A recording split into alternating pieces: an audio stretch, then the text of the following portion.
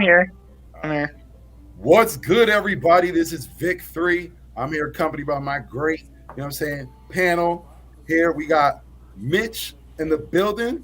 We got my guy, Coach Dante, and we got the incomparable BLSG. How we doing today, fellas?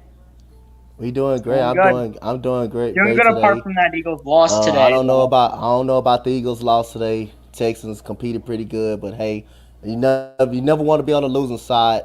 And maybe Ben Simmons giving everybody bad luck. I just don't know. You really, dude, 3 times today. Three. That's more than Ben Simmons can shoot, but it's the same. Yo, I saw something on Twitter here, real quick.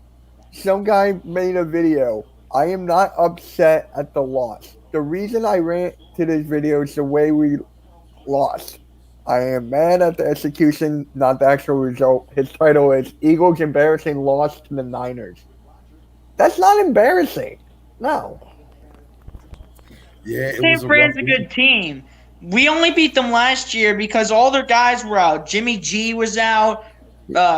All the receivers were out. George Kittle was banged up. Their defense was banged up. They had everyone healthy today. I don't care what anybody says. Raheem Mostert was out. Jason Barrett was out. I understand that. But they still had Jimmy Garoppolo. They had Elijah Mitchell. They had George Kittle. They had Nick Bosa. They had that defense. We weren't facing the same 49ers team that we faced last year. We faced a whole different 49ers team, and we faced a much healthier 49ers team. Yeah, exactly. That's a perfect point. What's good, Jordy? On his defense. What's good, Jordy Fighter? How you doing, my guy? I appreciate you for coming on. I'm not in a good mood after the last 2 days. God, Yeah. we already know. Listen, today was a You're rough about to lose game, to me man. in What did fantasy. you? That's 3. Yeah. What was it that you saw today that you didn't like?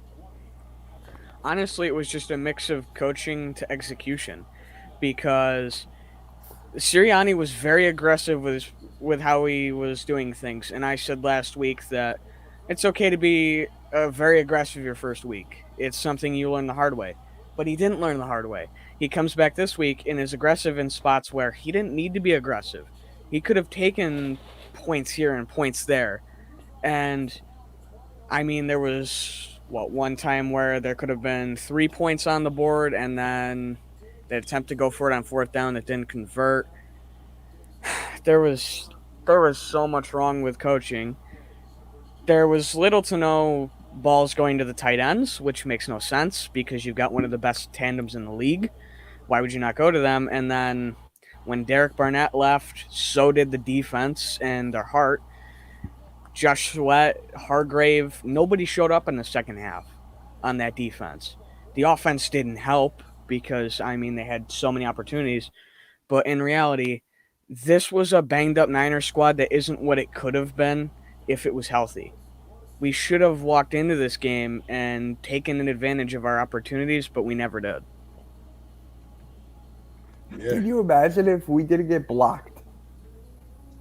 Well, I like to break it down. Let's go through the first quarter because we've seen a lot of things that we weren't expecting. When the game was over in Atlanta, we were left with a high. We seen a team that was going through adversity, was quick with adjustments. The defense and the offensive lines were holding true. Last week they didn't get any sacks, but they created a lot of pressure. This week was a total opposite. We had no pressure whatsoever. Our line was pretty much manhandled.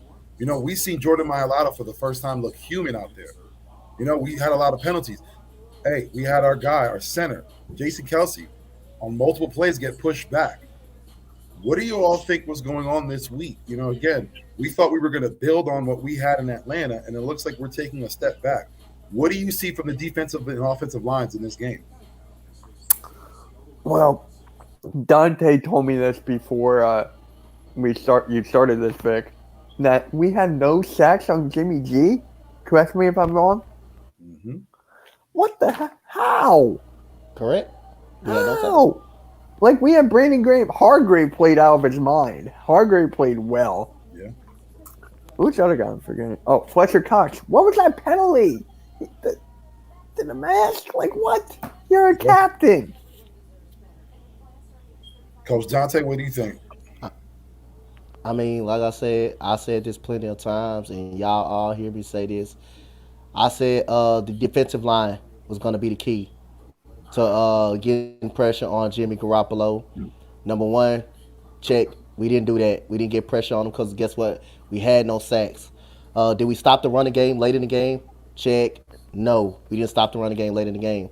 I said another thing. I said some people, oh, I'm not worrying about that money about this.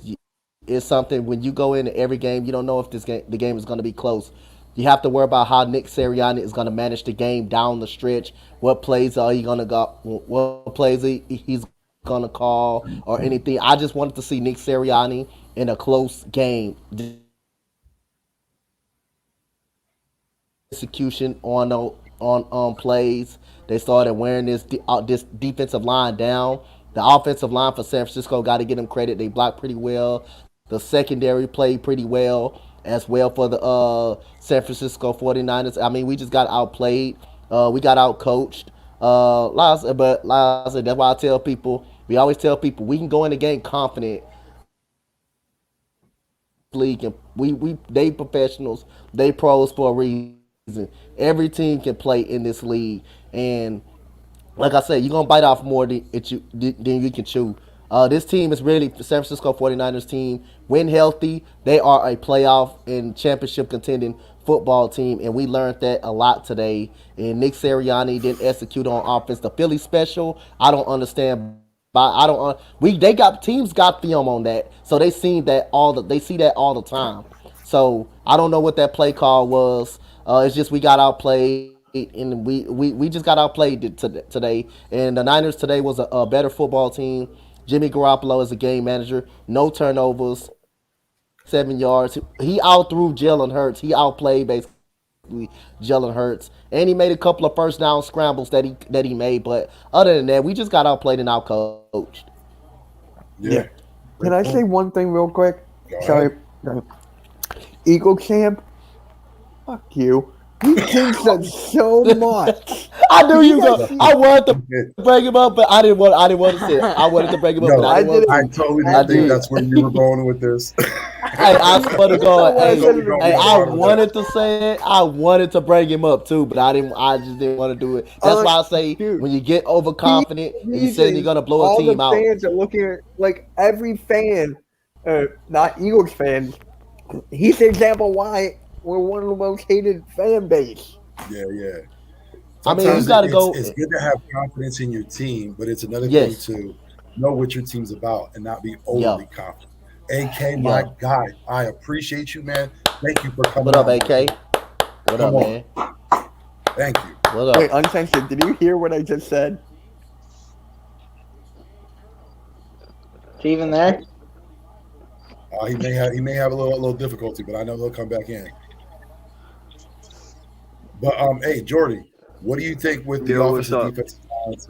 What up, AK? Oh, he's there. How you doing, brother? Uncensored, did you hear what I said right before you came in? I was like, Eagle Camp? Fuck you. There it is. There's a laugh I wanted to hear. Yeah. Next time, I'm going to say that right to his face. Whoever's going to have him on, I'm going to say that right to his face. What were you saying, AK? No, just stopping him real quick, man. No, that was a great battle, dude. I'm not worried. Defensively, we did what we needed to do, proof-wise. Like they showed a lot of heart. They showed a lot of toughness, competitiveness. That was a very good team we were facing. I said that last night. Even though with all the injuries, Kyle Shanahan's a hell of a coach, man. He coaches his dudes up, Unfortunately, Shanahan has a lot more experience than what Nick does. So experience trumps newbiness, so to speak, But all in all, man, I think we did good. We battled. They showed their toughness and their resiliency, and I have nothing bad to say about it, I don't either. Some things could have been better. I get it. But all in all, man, it was a pretty damn good day. It was a good game. And there's just one thing. Why would you waste all your timeouts before the 2-minute warning? That's my question. Yeah. Sirianni's got to be better than that, man. Hey, you have to realize something, man. He's learned. You know, just like he said, with the team, you know, they're going to go back and they're going to hold themselves accountable, and he even said hold himself accountable. And he will go back, he will learn his mistakes, and he'll recorrect them. I'm not too worried about it. Yeah, definitely. But we seen, you know, Nick Sirianni is human today. Like I said before with Jordan Marilata, we seen what this team is. We seen them. Hopefully, this is at their lowest. You know, we can say that this is a game that we'll look back and say this was a turnaround game. You know, we came in there with an expectation of we came out of Atlanta, we were going to take care of the Niners because they came in injured and wounded, and we were going to take advantage of that, and we didn't do that. But Jordy Fighter, let me get back to you. Offensive, defensive lines. What were your takes from that? Takeaways. Takeaways were the offensive line looked good throughout the first half. I mean, you had Brandon Brooks go down and Landon Dickerson come in. He did a good job. I wouldn't necessarily say it'd be probably what Brandon Brooks would give you, but he held up with the situation he was given. He took the opportunity and he maximized on it. Mailata struggled. I give him credit. He did what he could against a Bosa brother, and both of them are very good pass rushers, but sometimes he would just allow him in at the wrong place, wrong time. And that would force Hurts to make throws.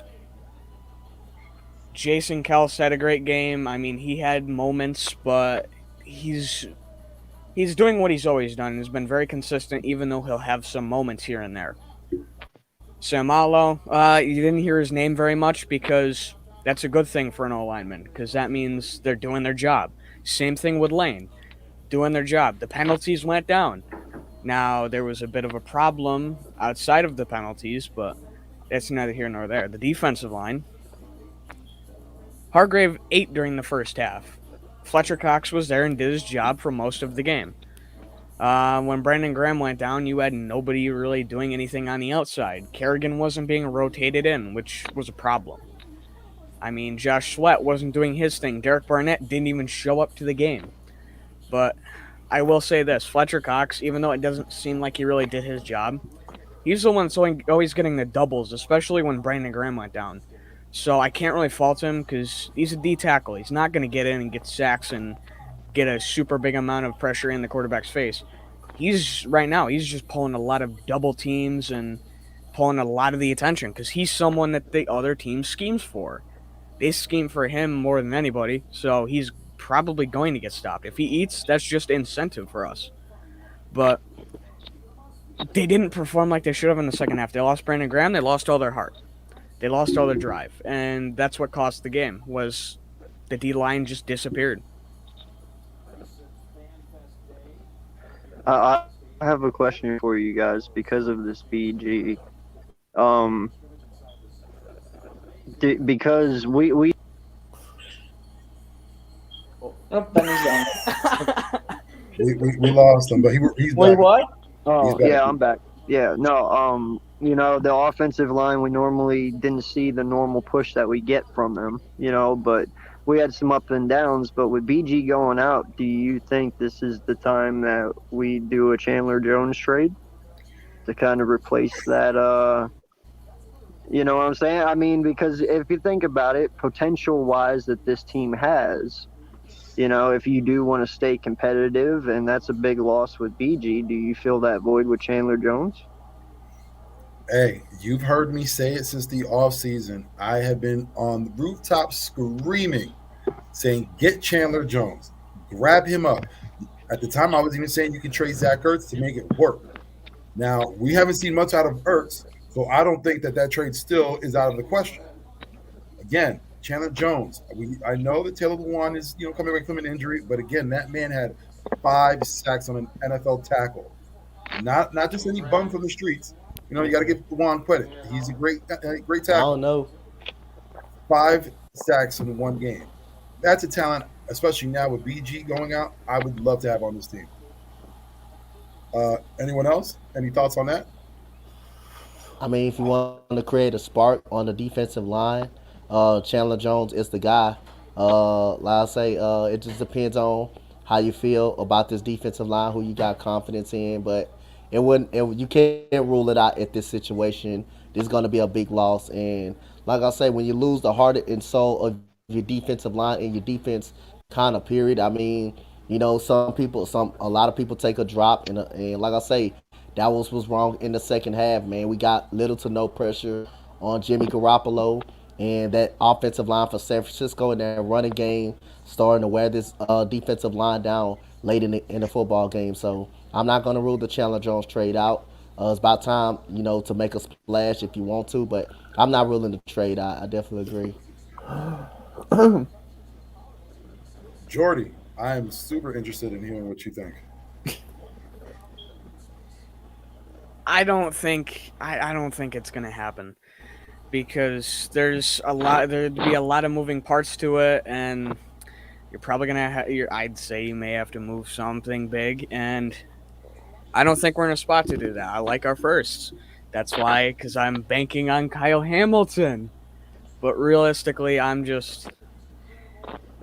think we're better off trying to maybe fish up a deal with a package of Derek Barnett, maybe Zach Ertz, and something because, well, not only would I be fine with losing Derek Barnett, I think you can find at least a decent substitute if you were to move a couple players, depth pieces with Barnett, and maybe a mid-round pick.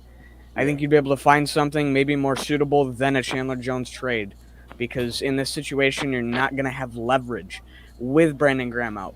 So you're going to want to find the best situation possible, even though you have no leverage, and I don't think this is it, especially with how Howie is. Yeah. BLSG, what are your thoughts? I mean, I know Chandler Jones. I mean, if he wants to get out, or if we want to go for a guy like him now that BG is out, get a much younger defensive end, I'm fine with that. Brandon Graham, he's getting old. He is probably either done for the season or is going to retire for the season. I mean, I wouldn't mind if we would get Chandler Jones. He, in my opinion, is definitely younger.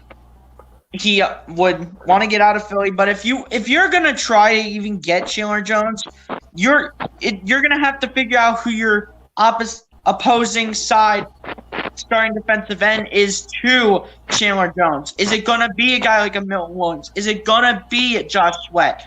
We don't know who that is going to be if you go out and get a guy like a Chandler Jones with Brandon Graham possibly out for the season, and we'll get ready to retire. So you really don't know what you're going to get at the other side of Chandler Jones if you go out and trade for him and include Derek Barnett in a package like that.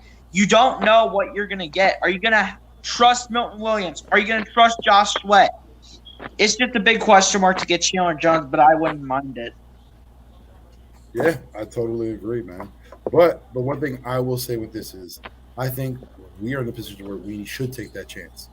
We have a young team. We're in a position where our division is weak. If we go into the playoffs, if we can make the playoffs, we can have a good run at it. There's no reason why you shouldn't want to go with, guns blazing with a great, a defensive end, especially now with the loss of BG. You want to make your team better. You don't want to keep them stagnant or get them any worse. But I do want to bring up this one comment because, I think you got to look at the bright side of things. And, let's talk about it real quick. It says, I think we'll be okay as long as Nick takes points while playing good teams. Hopefully, a young first-time coach can learn from his mistakes and be better. Yeah, very true, man. I think, it is true. He is learning, even though, he was an offensive coordinator. He's used to the play calling. But this is his first time going up and matching wits against other coaches face-to-face. It's one thing when you're a coordinator, you're trying to figure out what the defensive coordinator is doing. It's another thing when you're trying to figure out what the other coach is doing because you're trying to figure out everything in that aspect of the offense, what the defense is doing, situational plays, what are doing special teams. So there's a lot for him to take in his first year. Hopefully, like Tim said, and that's my guy, by the way, shout out for you. Thank you for joining. But hopefully he takes points away from this game and he builds on it and he learns from this. I think Sirianni, when he came into this game, He came in with the thought that he can open up the playbook a little bit more, and he got a little flashy. We've seen in the second quarter that Philly special with Greg Ward. That was a little far stretched. You shouldn't have, in that situation, that wasn't the play to go with. I understand you wanted to catch the defense off guard, but they weren't. They played it perfectly. You can't overthink what you're doing. You should have stayed with what you're doing with, you want to call it vanilla, whatever it is. Stay with that conservative approach and then build off of there as the game goes on. Don't just come in the second quarter and, try one of your best plays in your playbook. You can't do that. Those are things that he'll have to learn. What are your thoughts on Sirianni? Me? Yeah. Okay, I'll take that. He tried too hard. He didn't play by the basics. Just go for the field goal. How many times did Jake Elliott kick a field goal today? How many? I don't even know. I don't even know either. Yeah. Twice. It was 2. Okay, so I was going to be right. So it was 2, and he could have had 4 more or 2 more, and then boom, that would have been fine. I'm just telling you, what is up with us going on 4th down? Can someone please tell me why? That's the one thing I don't get is the play calling.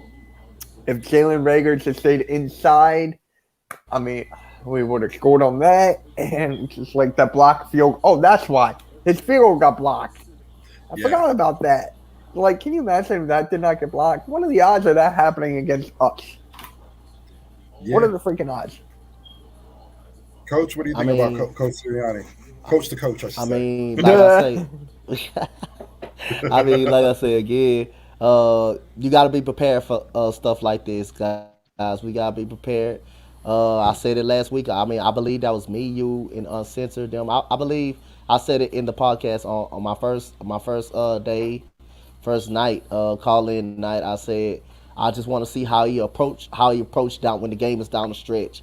But he's gonna learn. We're gonna be in a lot of close games down the stretch. The Philly special, that was a little bit doing too much. All you can see is the cornerback set right there and just waited on Jalen Hurts right there. And then the play that Jalen Reagor went out of bounds, the cornerback, you got to get a cornerback credit for staying on this outside and forcing them to the sideline. So that's what you do as a cornerback.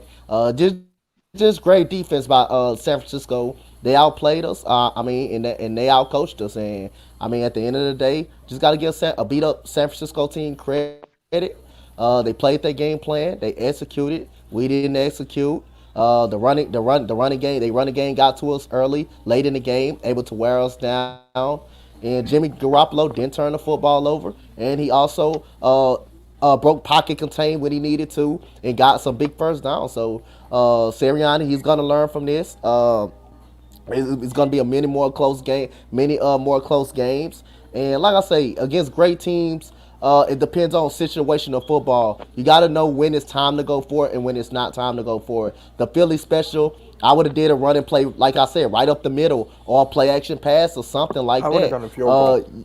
You could have at least done it if you wanted to take a chance, but not the Philly special though. But against good teams, you don't leave points out the board. Or if you're gonna do some play, if you're gonna go for it, just go with a run up the middle or a play action boot at least, but not that in the end zone where it's short and ed. You don't want to do stuff like that. So we just got outplayed and just got outcoached at the end of the day.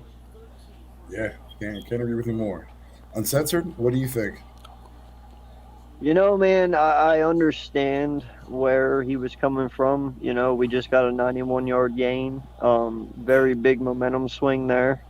He tried to keep the momentum on our side. And one way of looking at it was we were on the 2-yard line. If he went for it and we missed, the way our defense was playing at the time, hey, you could have possibly maybe put a sack for safety in there.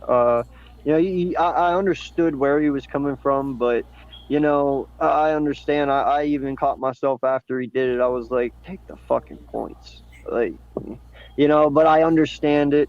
But what I like about it the most, though, dude, is not just the fact that it's ballsy and he shows me he has balls to do it, but to do it, that means you have to believe, right? Yeah. And that means he believes in this fucking team, that they can do it. And that means a lot to me. Even though we didn't, complete it, and we didn't, you know, it is what it is. But that just shows me that he believes, and belief goes a long way. You know, especially your players will react to that, whether or not they, like I said, completed it successfully or not. They will respond to it in a positive way because that just shows them he believes in them as well. So there's some good and bad things to take out of it, but all in all, I don't mind it, man. I really don't, because you're gonna win or lose either way, right? So I mean, like I say, definitely agree, man. You're gonna have some downfalls. You're gonna have some plays you're not gonna execute, and like I say, that just comes with it, man. The defense fought hard. Offense could have executed more, but hey, man, I mean, that was a good football team, man. The way hell people yeah. was underestimating them this weekend and saying we're gonna blow them out, Eagles champ. Hey, that shows you can't underestimate Hey, you anybody show in my this league thing. because everybody could play. Everybody could play in this game, and that when that team is healthy, that is a solid football team. So hey, we just got outplayed at the end of the day and outcoached, and that's gonna happen in any type of sport. You're gonna get outplayed and outcoached, but you want to get outplayed and outcoached by a good football team. And San Francisco was a good, disciplined football team. That's just what it is. Yeah. You know, and I heard y'all being a little rough on my Lotta when I first got in here. You know, I was the first one to sit here and say, like, you know, Who's over by a lot of? Joe. yeah. Who? Joe Castro. Oh, I didn't know that. And you know, it's one of those things. Like, you have to realize this kid still has a lot to fucking learn, and he went up against probably one of the best in the game right now. He did a pretty good fucking job.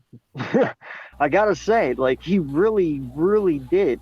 Yeah, I held understand his own. Bosa got him a couple times, but that's the point. He only got him a couple times. And this kid hasn't even learned everything yet. Like, I was very impressed. You know, and I'm rough on him, Vic, and you know that. I was the first to speak out about his contract extension. But he proved to me today, man, once he's fully educated and he knows his shit, good luck. Oh, listen, the light on Jordan Mailata has not diminished at Oh, no. all to me. You know what I'm saying? Like, I saw today, and I said it. Today was going to be his biggest test. Today he was going to go against a real, you know what I'm saying, defensive end. Yeah. It isn't a backup. It isn't a no-name. We're talking about, you know, Nick Bosa. He's Yep. coming in, you know, with the 49ers team, you know, a heralded squad. We knew there was going to be pressure, and I feel like he handled himself great. There was a couple of plays, like you did say, he got to the quarterback. But again, it really, if you look at it, you know, there was one where everyone thought it was Mailata's fault. When you look, it was actually Kelsey. Kelsey got It was blown Kelsey, up. yeah. Yeah, Mailata tried to help out, so it wasn't him. Now, the one play that did happen where Bosa did get through, He got bull to, rushed. I don't think it was a sack, though. I don't believe it was a sack. I think he pressured him. No, it was a sack, was? because remember, Mailata got bull rushed and he got him from the back, which is okay. Like I said, though, if you look, he really did get bull rushed. Like, you saw Mailata's cleats were in the ground, just Bosa was pushing his ass back. Like, I didn't think it was possible, honestly, but holy shit, Bosa literally was pushing this kid. So, props to him. The one thing I will say is Mailata had been basically going off of strength and the little technique that he does know. And he's been surviving well. You know, he got him to where he is now. And today he went up against a technician. Now, hopefully for us, he takes everything he did today and he builds off of that. Because, again, you're going up against the best like Bosa. And, you know, let's be honest, he had a decent game. He didn't have a great game. He didn't have a good game. He had a decent game. If he can build off of that and then the next showing they come up, I guarantee you Nick Bosa's name will not be said at all. Now, and if I'm not mistaken, he tastes both Bosa brothers this year, doesn't he? Yes, he does. He'll get to taste the both of the best. So he'll learn. Which is a good learning lesson for him, you know? Yeah. Let's see what we apply. And considering that they both played the same way, maybe this is a learning curve for him. So when his brother comes in, week 8 or whatever they come in, like, who knows? Maybe he'll be able to use some of the shit he learned today on his brother, and it won't be as bad. Yeah, good point. Good point. BLSG, what do you think? Is he frozen? He's frozen. I was saying, you had that little Michael Jackson Thriller picture, the little. Yeah. Uh, I'm trying to make my thumbnail for today's video as I'm listening. You're good. Hey, but I did want to bring a point. Random Anton, man, thank you for coming through. I appreciate it. Says Hurts needs the ball in his hands if you if you want him to pass in the fourth and goal. 100. Yep. Yeah, very factual, man. Again, No, that was the wrong call. I think Sirianni got a 100%. little big on himself, and he was trying to. Sirianni got a little Yeah, I carried think- away. I I'm think gonna he tell you did. something. He had a little bit too much of that Kool-Aid. Listen, He got a drink little too carried responsibly, my away. guy. Drink responsibly. That's why I don't drink. Yo, I mean, like I Yeah. say, if you're gonna do something, if you're gonna go for it, at least on a fourth and goal at the 1 or at the 2, you want to do a straight handoff or you want to do a play action boot. But you know where the field is short net to do a trick play or something like a reverse. I don't know about that. That was just too much carried away right there. I'd rather just do a handoff or a play action fake with Jalen Hurts or something like that instead of just doing a little trick play where people seen it on film already. Yeah. One thing I saw today that it was a little discouraging because last week, we didn't see it. There was some miscommunication on the defensive backfield. And that first touchdown, Garoppolo, looks like it was a zone play, but they were playing it as man. Did anyone else notice that? That supposed to be in the zone. Oh, Yes, Nelson. that supposed to be in the Yes. zone. Oh, Can you no, say that again? I think that was supposed to be in the zone. bro. Because I'm the telling you receiver right sat now, right there. blew The that coverage. Yes, Yeah. yeah, And that was supposed to what be do in the you zone. think? I looked What at do you that. think this week is? It honestly looks like on everywhere, defensively, offensively, we took a step back. Again, we were last week. We were all in unison. We had good communication. This week, like we just said, the very important play in a red zone play, we're miscommunicated. We don't know zone and man. Halftime came through. Adjustments really weren't made. We kind of see some things, but not total. What do you think about Jonathan Gannon, his performance so far? We've seen Atlanta, now we've seen the stark contrast against San Francisco.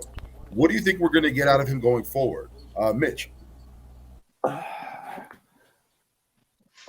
Just like trying to make He adjustments. frozen. Am I frozen? Nah, you wasn't Am first. I? Oh, because Yeah, you no, I was at wasn't first. frozen. I was busy You was. working on my thumbnail. But yeah, he really got to make adjustments here. I mean, they were doing great until the 2-minute warning in the second quarter. After that, I said this on my live stream like a couple times. To me, it felt like they gave up on the defense side of the ball. It honestly felt like they gave up. But thank God, I was shocked when Jalen Hurts, ran off that long run, and I was like, okay, we can still possibly win this. And then all the timeouts are gone, and I'm like, yeah, the freaking timeouts. That's basically what's killer for me. Sirianni's got to use those timeouts more wisely, though, man. I mean, you can't be using all 3 of your timeouts before the 2-minute warning like that. You can't be doing that. Yeah, Random, we didn't see that many adjustments either. That's what we're saying Yeah. now. Especially from Gannon. Adjustments Yeah, have we- not been yeah. made. I What do you definitely know? agree with you, Vic. We didn't make no adjustments in the second half, and I believe number 15, Jawan Jennings, that was a zone because he did a little hitch route with Jimmy Garoppolo, kind of threw a little bit of heater, and then he had to stop and adjust and catch it to go to the end zone. I believe that was discommunication right there on the coverage. That was supposed to have been a flat out zone defense, and you can see him when he did a stop route that he stopped right there right there where the zone supposed to be at and scored an easy touchdown. That was definitely discommunication. But like I said again, this is gonna happen. This is gonna happen. In most ball games, you're gonna have some early season struggles, regardless if it's the coaching, the offensive line, the defensive line, discommunication. You rather struggle with it early than late, man. So like I say, no adjustments was kind of made. But like I say, I think everything will get better, but you're gonna have some bumps and bruises. You gotta be consistent. We gotta be consistent with what we do. Can't have a bad game. Like we have a flawless game like that against Atlanta, then come out here and just have bumps and bruises. Like I say, I expect the coaching to learn from their mistakes. And I already just said it. I want to see how these guys coach down the stretch and make adjustments down the stretch. Yeah, I can't really with you more. Jordy, your thoughts? What was the question again? With Coach Gannon, we had a stark contrast from this weekend from last week. You know, last week we seen a defensive backfield. They were in unison. They had great communication. This week we saw the total opposite. We saw zone plays that were being played as man. You know, guys that were really being let go. There was a lot of confusion. We saw Coach Gannon not make any adjustments in the second half. What do you see from Coach Gannon going forward? What do you think we're going to get out of him? So, I think it's going to be a little easier going forward, but also a little harder because you lost the leader on the D line, who's someone who can communicate on plays, recognize plays, send stuff down the D line, and he sees it from kind of the same but also different place that Fletcher Cox does. But Jonathan Gannon should have Rodney McLeod back in the very near future. He's been limited for a while in practice. He could come back any week now, for all we know. So, with him back, you've got a leader in your safety group. You've got a leader in your corner group in Slay. Those two are going to lead your secondary.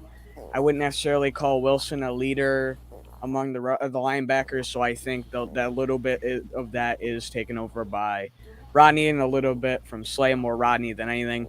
But with Rodney back on the field and hopefully in the future, and with this defense coming back, knowing what they've got without Brandon Graham, knowing who's going to step up, they should come in next week and come in and play for Brandon Graham. They should be able to come in and show that they can play without him, even though they need him. And it's going to be another week of emphasizing turnovers like normal, and hopefully an emphasis on moving guys around because we didn't see much of Jannard Avery. We didn't see much of Patrick Johnson. We're not seeing much of that moving guys around like has been preached by Jonathan Gannon. So we need to see more of that because it puts offenses on edge because you don't know what to expect, and it gives the defense a lot of creativity. It opens up the playbook. So at the end of the day, there's got to be changes to be made. Gannon's not the only one coaching that defense. He's got a guy here and there to help him. He's not completely alone, and next week's going to be a divisional game, so you know they're going to want to step up, especially it's going to be a push by the vets to step up. And I think the coaches will go along with that and step their game up, hopefully. Same with the players. So Gannon next week should be doing a better job of coaching, but part of it's also execution. So it's on Gannon as much as it is the players. Yeah. What exactly pissed me off the most, I just remember this, that 9-minute drive that the 49ers had. You mean you couldn't 17 plays, 9 minutes basically. Yeah. I mean, did they call any timeouts during that? No. They called timeouts during the end. I'm like, okay. That really hurt. I love how That Dante drive just took a says lot what out up, of chat, and it's big brings it up. Hey, Hey, Dante's being Dante, man. Hey, Yo, listen, that's what I Big mean. Slay ain't the only one that's out here doing multiple things at once. Yeah. Coach is out here doing this thing too. Hey, Dante's being Dante. Wait, how did Uncensored get and Jordy switch? Oh, because Jordy, his device, whatever, got him. out. My But, mic somehow unplugged without actually unplugging. Yeah. Ooh. Uncensored. What do you think about Coach Gannon going forward? Yeah, first off, I think he's going to be fine. It's a learning process, and he will learn from it. Like you got to understand, both of these coaches are young, But I need to say this. Derek Barnett, go fuck yourself, man. Like, no lie. We are probably in this fucking game if he doesn't get that penalty on that third down when he hits that guy in the back. You know what I'm saying? And bro, that's not the first time this dude's made these fucking stupid ass mistakes. All right, this dude's always getting called for personal fouls. Like, fuck out of here, man. I hate this dude. Like, what the fuck is his problem? Wasn't he your breakout player of the year? Hey, you can be a breakout player. That don't mean you gotta be a fucking moron. That don't mean go out there and get personal foul penalties. You mean Knock somebody Like, up the no head. lie. Dude. No lie. If you don't do that, that's fucking 3rd and 8. Instead, you gave him a fucking first down right there instantly. Like, was come that the on, fumble man. that we recovered? Yeah. No, that was just the fumble that went out of bounds. No, That it was which gonna one be was the 3rd and 8, fumble? and then, huh? We got a fumble recovery. Remember when he got injured, the running back? Oh no. That was okay. That was the other one I was gonna say. All right, we got that flag for Wallace for the helmet, which knocked out Sermon. All right, first off, that was just actually a shitty timing situation for Sermon, because if you didn't notice, yes, Wallace was going down, but whenever Sermon was standing up, he would have hit him in the waist. Okay, actually, what happened, if you watch the replay, Alex Singleton shoves him from behind, which sends him tumbling forward, and his head actually he started to stumble, and his head went down. Dude, it was just a shitty situation. If Alex Singleton never shoved him from behind, he would have hit him in the waist. You know, it was just one of those bang bang type of situations, and it was just a shitty one. But that wasn't really on Wallace. He was going in to hit him low, you know. But Sirianni, you want to hear? behind is what sent him. I'm sorry, you want to hear what Sirianni said in the press conference? Go ahead. He goes, "It's my fault. I didn't call good enough plays." That was when he was in the red zone. Well, Nick that's the Sirianni on red Yeah, zone that's That's a problem. big difference admit from that. other coaches we've had in the past. You know, Andy Reid was that guy that said, you know, it's all on me. Yeah. I should have put him in a better position. That was his line. That was his motto. And, you know, for us, a lot of times that become humdrum. When we had Doug come in here, you know, he would never Yeah. want to get kind of like a Donovan McNabb. He never wants to put it on himself, puts it on the players. But now we have a coach who actually does it. He admits Yeah. it. Yeah, look, it is on me. I did make the wrong plays. I did put themselves in the bad positions. Those are things that he said he wouldn't do, and he did today. So those are things he's going to have to learn from, and it's a good thing that, you know, he understands what he's done. You know, a lot of coach might see that hubris and be like, you know, it is what it is. I tried my best, and, you know, we'll go in next week and we'll try again. But he's at least admitting fault and saying, you know what, I tried a little too hard. I may have overthought things, and I'm going to come back next week, and, you know, I know it's on me, and I'm going to try better. That's something I like and I respect from Coach Sirianni. Well, and I mean, dude, you have to realize something too. You know, this was his first home game as a first-time head coach. Like, he was out to impress. I won't lie. When you throw a bomb from the fucking 3-yard line and it goes 91 yards, like, bro, if you're not trying to impress, I don't know what the fuck that is. You know what I'm saying? He So did you- not want to lose this game, and he was trying everything in his power not to. Yeah. You know, it just didn't go his way today. But I give him 100% credit, my guy. Like, he's got balls, man, and I love it. And there's nothing wrong with it. You know who doesn't have balls? Doc Rivers. Whenever it comes up about Ben Simmons. Yeah, there's coaches that rather value that Facts, value Mitch. their relationship with their players or what their players think more than, you know, being that coach and saying, hey, what you're doing right now, Yeah. the effort you're making isn't enough and I need more out of you. They're afraid to do that. Yeah. I don't think Sirianni's that coach. Rivers is, not Sirianni.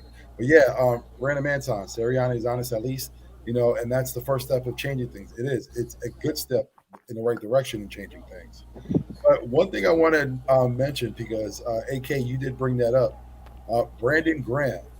Now, if anyone has seen me on the lives, you've seen me and Mike have a little spat back and forth between Joe Flacco and his how good he is on the team. I was there for the and Joe another Flacco one. one with Brandon Graham. Now, everyone knows that I'm a Josh Sweat guy. I thought that we should move on from Graham from the end of last season. Mike felt otherwise. But today, to my surprise, in the fourth quarter with 5 minutes and 33 seconds left, yes, everybody, Mike finally agreed with me. He says live, Wait, was Philly Mike live? I'm confused. Mike was live for the game. He did a play-by-play. 4 minutes going, he's screaming, get Brandon Graham off this team. And of course, Your boys. Listen, I could not have sent that $5 chat so fast. And I asked him, I said, hold on, let's make sure. What did you say? What did you say, sir? Or just finally admit I was right. I was right. My guy, I appreciate you. I love you, man. I love your show. Always follow and share. And you knew I was right. I had it all along, and you finally admitted it. Vindication, my guy. Vindication. Just had to bring that up. That's a fact, bro. That's a fact. That's actually my thumbnail. Brandon Graham out. I just made it. Brandon Graham out for the year. It was wild. Bro, that's a shame, though, bro. That's a shame. Now that we are talking about injuries, we haven't really discussed Brandon Brooks. It looks like in the second quarter he got injured. Was this What happened? Yeah, was this something serious? I don't know. They really didn't talk about it. I think Something happened to Brandon Brooks, and he was out for the rest of the game after the second Was quarter. it his ankle? Don't know. I'm gonna look real quick, see if there's anything on like Twitter or anything like that. Real quick, hang on. I got it. All right. Yeah, because like I said, Wasn't like I thought it was like a chest injury or something. honestly don't know. I just noticed that a lot of people Brooks kept on had a saying, pectoral muscle is Brooks even playing? What's injury. going on? What's happening? I haven't seen him on the field. No, pectoral Oh, it was a pec. injury. Yeah, he might be out for the year with that pectorals. Yeah, that's pretty deep. That's pretty dangerous. Pectoral. Yeah. Hey, but that means it's the Dickerson show. He played well. Yeah, he did. Yep. I'm telling you though, I still want to see him next to Mailata. I'm sorry, I really do. Listen, I'm real sad right now because again, a lot of people say that Brandon Brooks is injury prone and they put a lot of pressure on him, and he's one of the best out there. And everyone was saying, if he has an injury riddled season, I think it's time we move on from him. And I really don't want that conversation to take place right now. I really don't. Yeah, dude, I hate to tell you, but after this and his Achilles injury last year and now this year, it's kind of the Alshon Jeffrey situation now. It's 2 years straight. They're going to move on from him. I mean, you got Driscoll, you got Herbig, you got Dickerson, you got all these linemen that we have behind him and that have We had got Dillard. experience. Yeah, and have had experience and know the game and are actually improving very well. It's all about what have you done for me lately, man. And sad. It's a sad ending. I agree with you because that's my dog right there. He's always been there, but sometimes it is what it is. With that, my next question is: with Brooks injured, does that mean this is the start of the Landon Dickerson era? Yep. Yeah. Yep. Pretty much. I'd like to know everybody's opinion, everyone across the board, because we have talked about this kid. A lot of people were saying that he should replace Sam Malu because of his size, and that would build the left side. Where we said if there was a possibility of an injury, especially with Brandon Brooks, you get Dickerson to fill in there, and there shouldn't be that much issue. What do you guys think going forward? Is this the beginning of the Dickerson era? And if so, how do you think he will perform? Mitch, I'll start off with you. All right. I really want Dickerson to get the start here because we really get to see what he's all about. Sure, he can play center, left tackle, right guard, left guard, whatever. I need to see it. You got all this hype behind you. You got all this hype. Now it's your time. You're wearing the number 69. You got to do it. Come on. You got to do something here. It's on you. It's the start of his opportunity, man. Like I said, he's got potential. I didn't think he did too bad today for Landon Dickerson. Now he's got to get out there and step it up. He has so much hype. He has so much praise. His potential is through the roof. Now it's time to put that potential to work and go out here and put that work in, man. So like everybody know, we all as fans know what he can do. So it is time for the Dickerson era. I don't wish no hurt on anybody. I want all of our players to be healthy, but we're not healthy. But like I say again, next man up, and Dickerson is the next man up. Now it's time to take full advantage. Jordy, what are your thoughts? So, I think this is the spot where Landon Dickerson's going to get opportunity to play. Is he going to stay there? Not at all.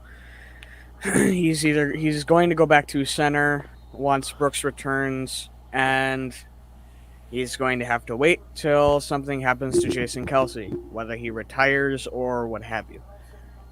This gives him a chance to prove himself. It gives him a chance to put himself out there for the team and kind of show what he's got, cement himself here, and not just as a backup as of right now. And also to prove off just question marks about him, like his injury problem. And that's something that I've always been worried about. That and that he's a Bama player. And if there's one thing I will say about Bama players, is you can never be too cautious about them. Because, Bama's second, third string, fourth string guys are first strings anywhere else. I mean, they're a juggernaut, whether you like it or not. Yeah. So I've always been very cautious on those guys. That's why I was cautious about Smith and Dickerson coming into the season, and why I will always be cautious about them until they're really established. But this is his chance to prove himself, and he's got to push himself. He's got to push himself like Mailata has done, and if done right, he could lock himself a spot up here and make himself a Vitae, but in a different position. That sounds awesome. Yo. Sorry, I gotta go. I want to do something before I record my video for today. And thanks for having me on, Vic. Really appreciate it. Really do. I appreciate Hopefully you we're going to do more of this stuff. Like, really, I love talking Eagles with you. And Jordy, looks like you're beating me in the fantasy league this week. Hey, that's because George Kittle got shut down. Yeah. Before What you are go, the freaking odds? 2 times! George Kittle, 2 times! Like, what are the freaking odds? I mean, who are they playing next week? Green Bay, right? Niners? I don't know. I guess they're playing Green No, Bay. I think do have Green Bay. I think they have Green Bay. Okay. Please, give Kittle a touchdown. That's all I want next week. All right, guys, please. Hey man, have a good one. All right. Hey, I'm on the top now. Yeah, There buddy. you go. Start from the bottom. Now you're here. Hey, let me ask the question. We've all mentioned Landon Dickerson, and we've seen his talent, but there's one guy we haven't mentioned. I just lost it. But are we overlooking Nate Herbig?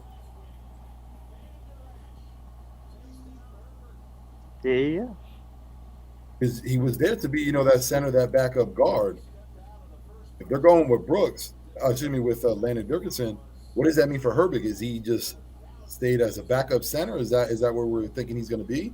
Well, I'm pretty sure Herbig played left guard for us last year. Yeah. He So I thought you played left and right guard. I thought you played- He probably did. I thought you both, played some but- right guard last year too. did. I think But last you year he have was to tossed all realize around. I think he something, played though, right too. tackle sometimes. Herbig is not Landon Dickerson.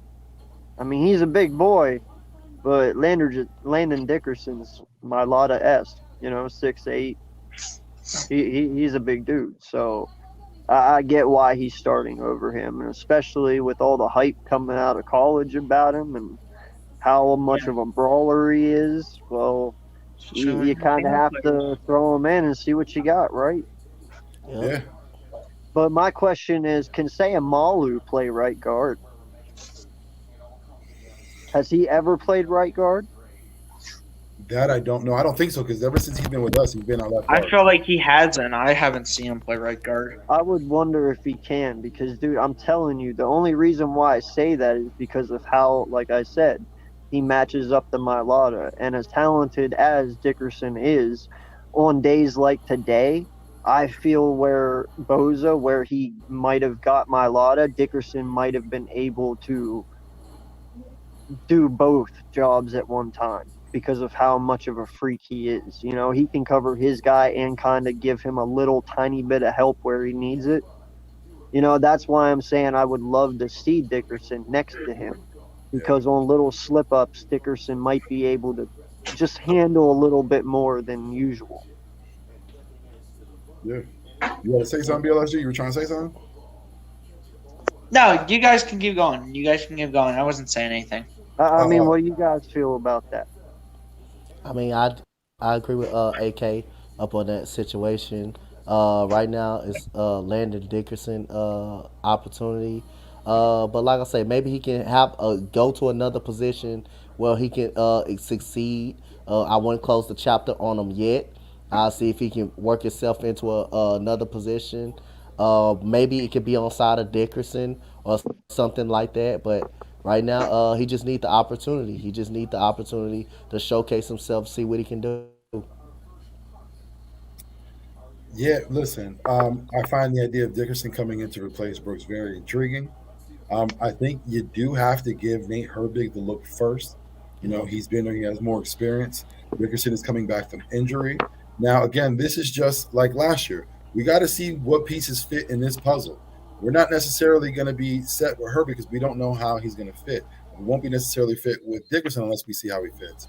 But the one thing I will say about Dickerson playing, starting for Brooks is he'll have good experience with Jason Kelsey alongside of him. Like he'll be learning alongside of Jason Kelsey for next season if Kelsey decides this is his last year. So I think for Dickerson, it'll be a great learning experience. I don't know how well he'll play because again, we don't know how well he'll play on that right side. I don't think he's ever played on the right side as far as I've known. Who? Landon Dickerson. Oh, he's played all 5. Yeah, has he? Yes, he's played left. I've heard him play left guard and left tackle. I don't know if he played. Yeah, No. he played all 5. Then that's even more encouraging. Yeah. That's why they drafted him. Honestly, even though he was hurt, the potential and how his size and his athleticism and the fact that he could play all 5 is why they drafted him. Yeah.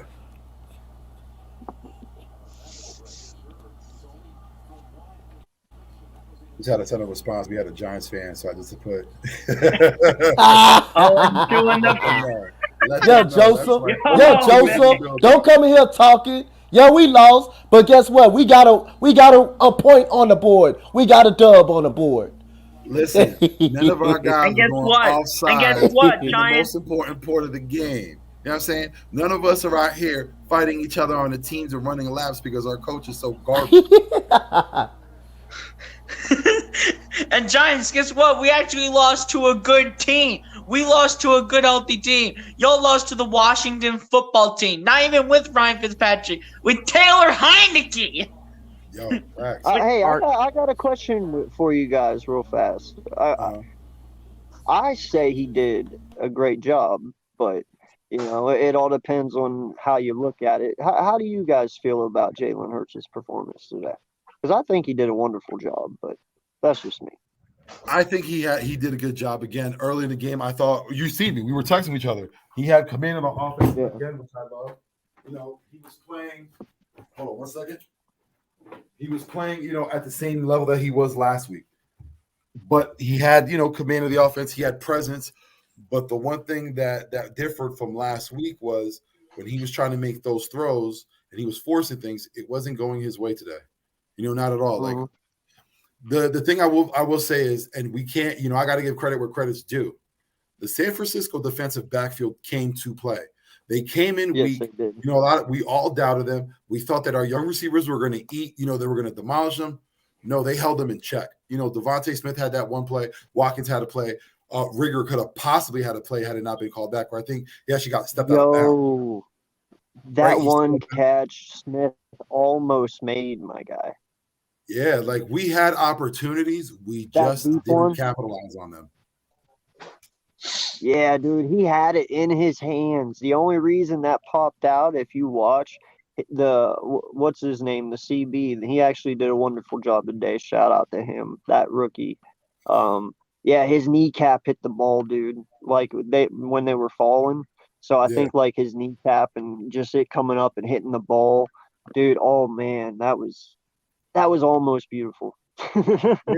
And listen, we gave Darius Slayton, grief. A lot of y'all gave Darius Slayton grief about not catching that ball. You got to give the same grief to you guys, Smith. Even though he's a rookie, he's young. You got to catch those balls when they're in your hand in that vicinity, your radius. You need to catch the ball. I mean, that was I'd a say very Smith important was play. harder anyway. Who was that? I'd say Smith's catch was harder anyway. Yeah, but again, like we Because said, he was double covered on that one. I'm just trying to give that same energy that we did before. Yeah, If it's in your for sure. radius, it got to be in your hands, my guy. You got to make it. You're a great rookie. Oh, no. You got to build on it. Hey, Ted Nicholas, I agree with you wholeheartedly, 1,000%. Barnett gotta go.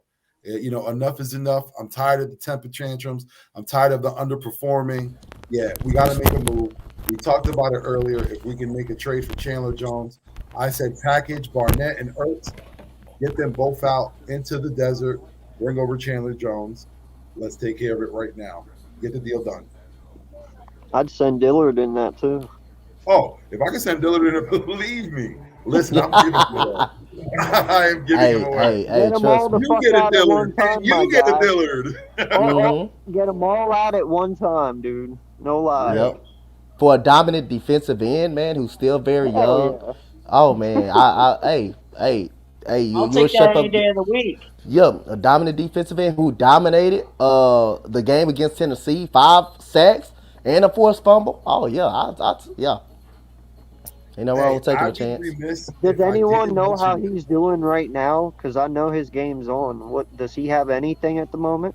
I can check. You talking about Chandler Jones? Chandler Jones. He They're playing playing Minnesota right right now. now. How's their I defense can looking check. so far? Their defense not looking too good. Not with a secondary, but they're not looking too I know good. they gave up like 14 It's earlier. 20 to 21. It's 2021 Cardinals. They're coming back. Ooh, they came back. Yeah. But still, how's he doing though? He got any That- sacks? Let me see. I'm gonna check him. I bet you he does. It's 24-23 now. Nice. That's a good game then.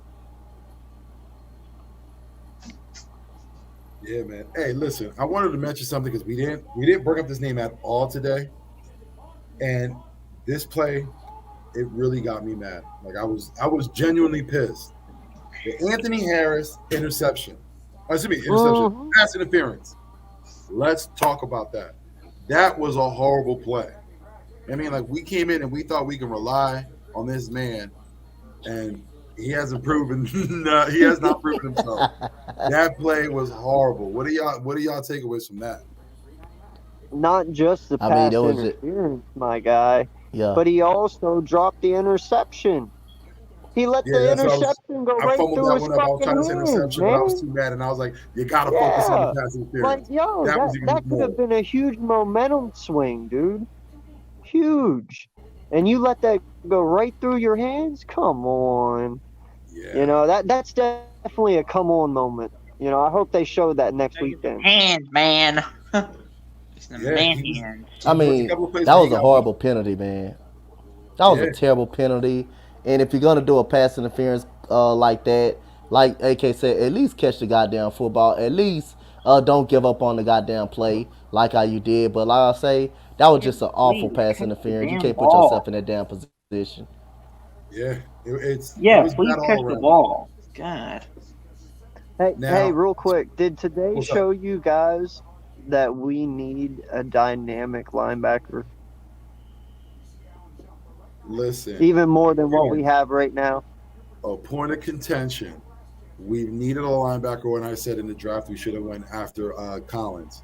Out of what is it? I would say TCU, but I know I'm wrong. It was out of Tulsa. We failed. We didn't go after Zayden Collins. We could have had an opportunity with Buster Davis or Davis out of Kentucky. We failed to do that again. We continually overlooked the linebacker position. We thought when we acquired Eric Wilson that would be enough. We've seen, he was a liability in a run game, and we've seen how much of a liability he can be, especially today. He wasn't up to par neither. That's another thing that we didn't mention. But again, he wasn't up to par neither. So it's looking like these free agents that Howie brought in, again, right now, aren't playing to the ability that, or to where we thought they would play. What do y'all have any comments on those two, Wilson and Harris?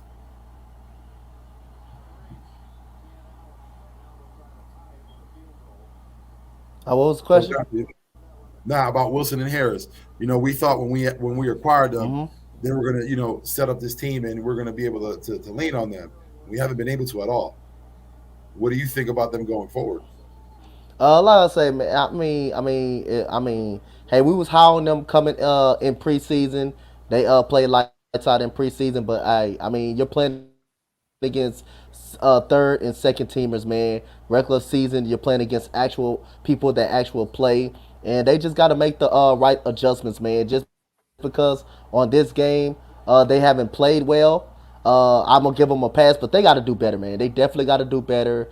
Like I say, you just got to move on to the next game, and which is against Jaguar against Dallas. But right now they're not helping.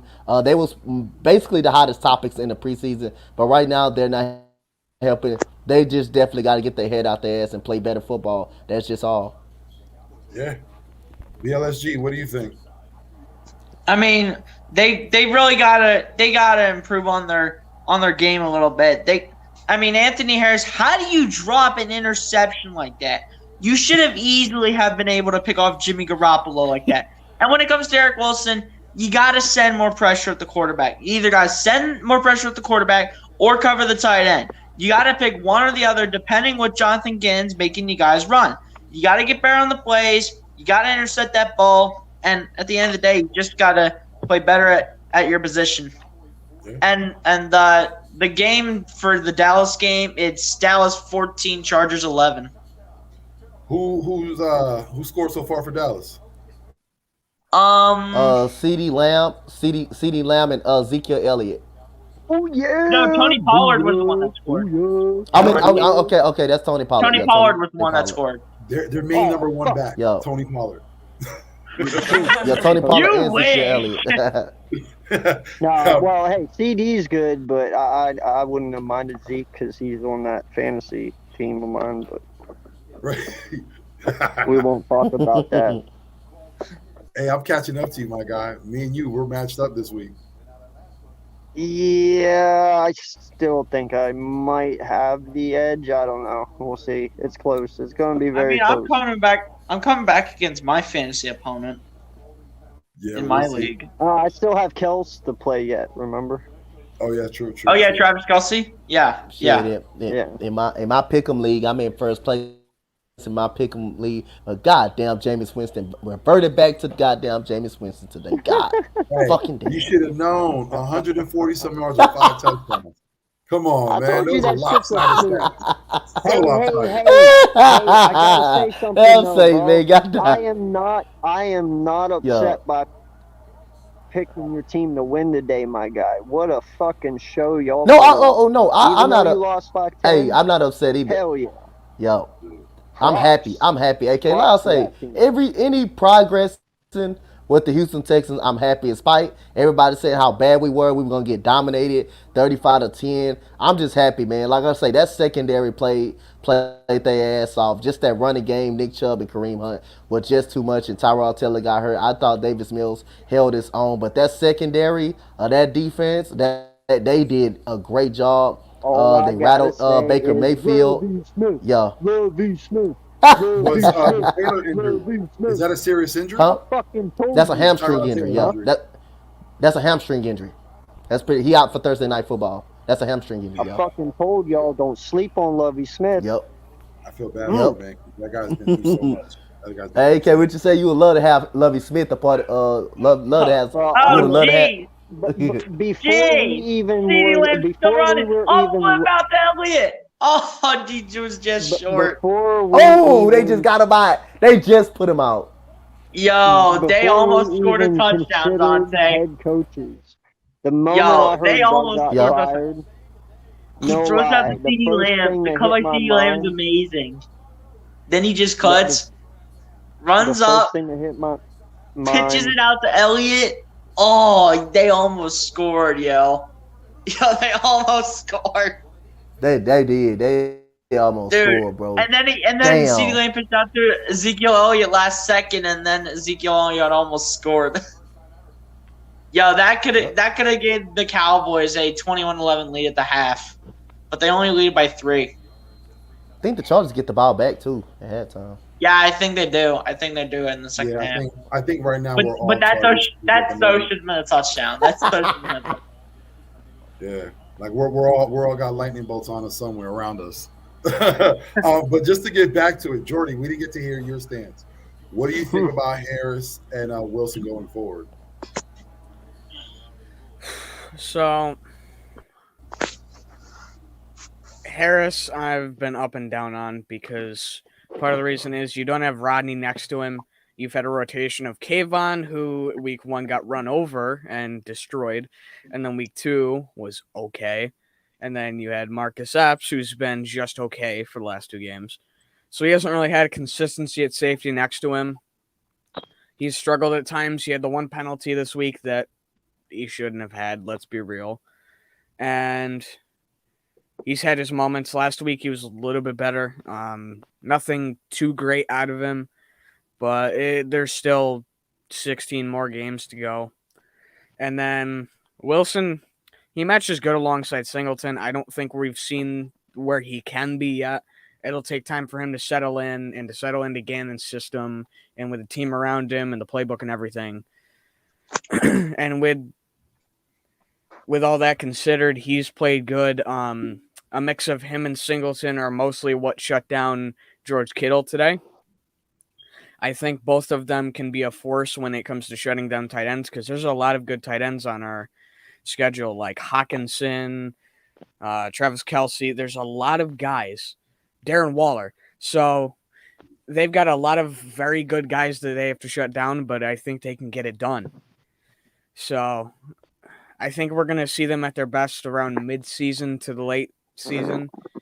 I don't think we've seen all we can see from them yet. Pretty good. AK, any thoughts on those two? Yeah, I noticed today when it came to our defense that you could not run up the middle on us. Like, that is our very, very strong point of our defense. But when it comes to the outsides, well, we are very weak on that. Now, I'm not sure exactly what that issue is. Hopefully they see it and they recognize it and they can fix it. But I would like to see us definitely be a more balanced rushing defense where, they can't just run up the middle, but they just can't run outside either. Because that's where they were getting all their yards were toss plays. So obviously we have an issue with tossing on the defense. So I want to see us correct that. And I don't know. I guess I want to see maybe a little bit more aggressiveness on the linebacker core. I feel they were a little too weak in the middle of the field. Like they dropped back a little too much and gave a little too much room. I'd like to see them, I know it's keep everything in front of you, but I feel you can play a little bit more in and still be able to keep it in front. But yeah, man, all in all, it's just a learning process, And And another they'll get better. thing, I want to talk about what AK get to the point that AK was talking about. You see why I always say when you make those, give a quarterback like Jimmy Garoppolo those type of easy throws like that, it allow the offense and him to get comfortable. You cannot allow a quarterback like that, or especially a quarterback like Jared Goff, like the quarterbacks that don't throw up the field. You don't want to give them a chance to get those easy throws into zone coverage, those 5-yard slants. You don't want to give them a chance, and then that gets that running game started. And like I say, I definitely want to just say that, get that point out there, and elaborate with AK just said. Yeah, man. So, all in all, our thoughts of this week. Is this something that we can just take and see as in this is probably going to be our lowest point of the year? And we can, build off of that, see what we did wrong, correct any mistakes? Or is this something that you feel like the way we play today, there could be a possibility like as this could be something that we can see in our future going forward? Has that thought even creeped in your head? No, it's not in my head. All you gotta do is go back, look at film, clean up the stuff you need to clean up. I think it's some good things going on the road, and I think about Nick Sirianni's energy and blaming the game on itself first. They just need to go back in the field room and just correct and go back on the practice. They need to correct coaching, offensively, defensively, special teams, regardless what they got to do. They just back next week against Dallas and execute it more better. But this is not a struggle down the road. You're gonna have some games that there's gonna be some tough games like this. You're gonna have some of these type of games like this throughout the regular season. But you gotta look yourself in the mirror and go back and correct those mistakes in the film room and on the practice field. I think the Eagles are gonna be fine. Good, good. BLSG, what are your thoughts? Yeah, I pretty much agree with Dante. I mean, you got to go ahead, look at the film, look what you did wrong, correct your mistakes, especially for offense, defense, and special teams, and even the coaching too. You got to fix your mistakes, figure out what you did wrong, and then go into Week 3 against Dallas into Jalen Hurts' hometown where he grew up, and you hope to play better than what you did today, because today was just a pathetic performance by Philly. Even though they only lost by a touchdown, which they shouldn't have even lost this game. This was all on ourselves. We costed the game ourselves. The 49ers didn't cost the game to us. We costed the game to ourselves. But all you got to do is just look at the film, how Nick Sirianni's got to make adjustments, the players got to make adjustments, everybody has to make an adjustment. All the players, the coaches, everybody needs to fix up what they did wrong and then get ready for Monday Night Football next week. Yeah, Yep. sounds good. Jordy? So this is on the adjustments going into next week, right? Correct. So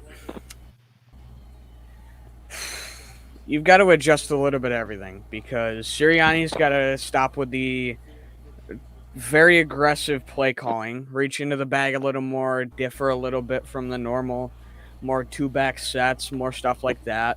Maybe bring up a running back if you need to.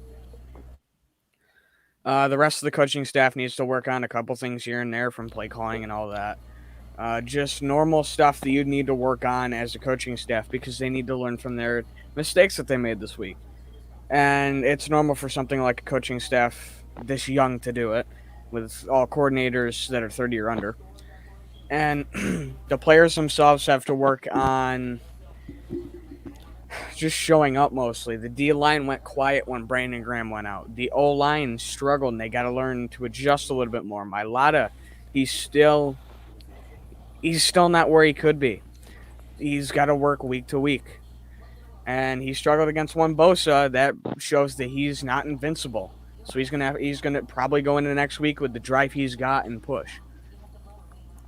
The rest of the O-line's going to have to adjust to not having Brandon Brooks, and for whoever's going to be there, no matter who it is. The receiving core's got to adjust, and the offensive skill players in general, because you need to incorporate those tight ends more into the game. You need to get Scott in the game a little bit more to add more just openness into the playbook, because you're going to be able to dig a little bit more and bring up plays that are just for Boston, or that will work with Boston. Rely a little bit more on the RPO. Don't get away from it. Look a little bit more to Rieger. Look a little bit more to Quez. Look at J.J. Arcega-Whiteside. There's a reason I really want to see those red zone packages, because I think he can be great in those red zone packages. He's already proved he's a great blocker already. Why not give him the chance? Because he's gotten like one target at the most. So we're basically playing with 4 receivers. Yeah. And there's no reason. And we haven't seen much of Ward. So all in all, we haven't seen much of anybody that's not Smith or Quez. We haven't seen much of you've seen a little bit of Gainwell and Sanders. Nothing outside of week 1 for Ertz, Goddard, no Stoll, none of that. So you've got to open yourself up, which opens up the playbook and your play calling, which opens up the opportunities. That goes for both sides of the ball, because both sides did not work well this week. They just kept going to the same guys on the same plays, and it didn't work out. Yeah.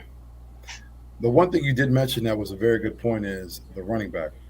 I think it's time that either Howard or Huntley, whoever it may be, needs to get called up, because that is one thing that we were missing. Physical running back. We have Miles, he tried, but he didn't do good enough.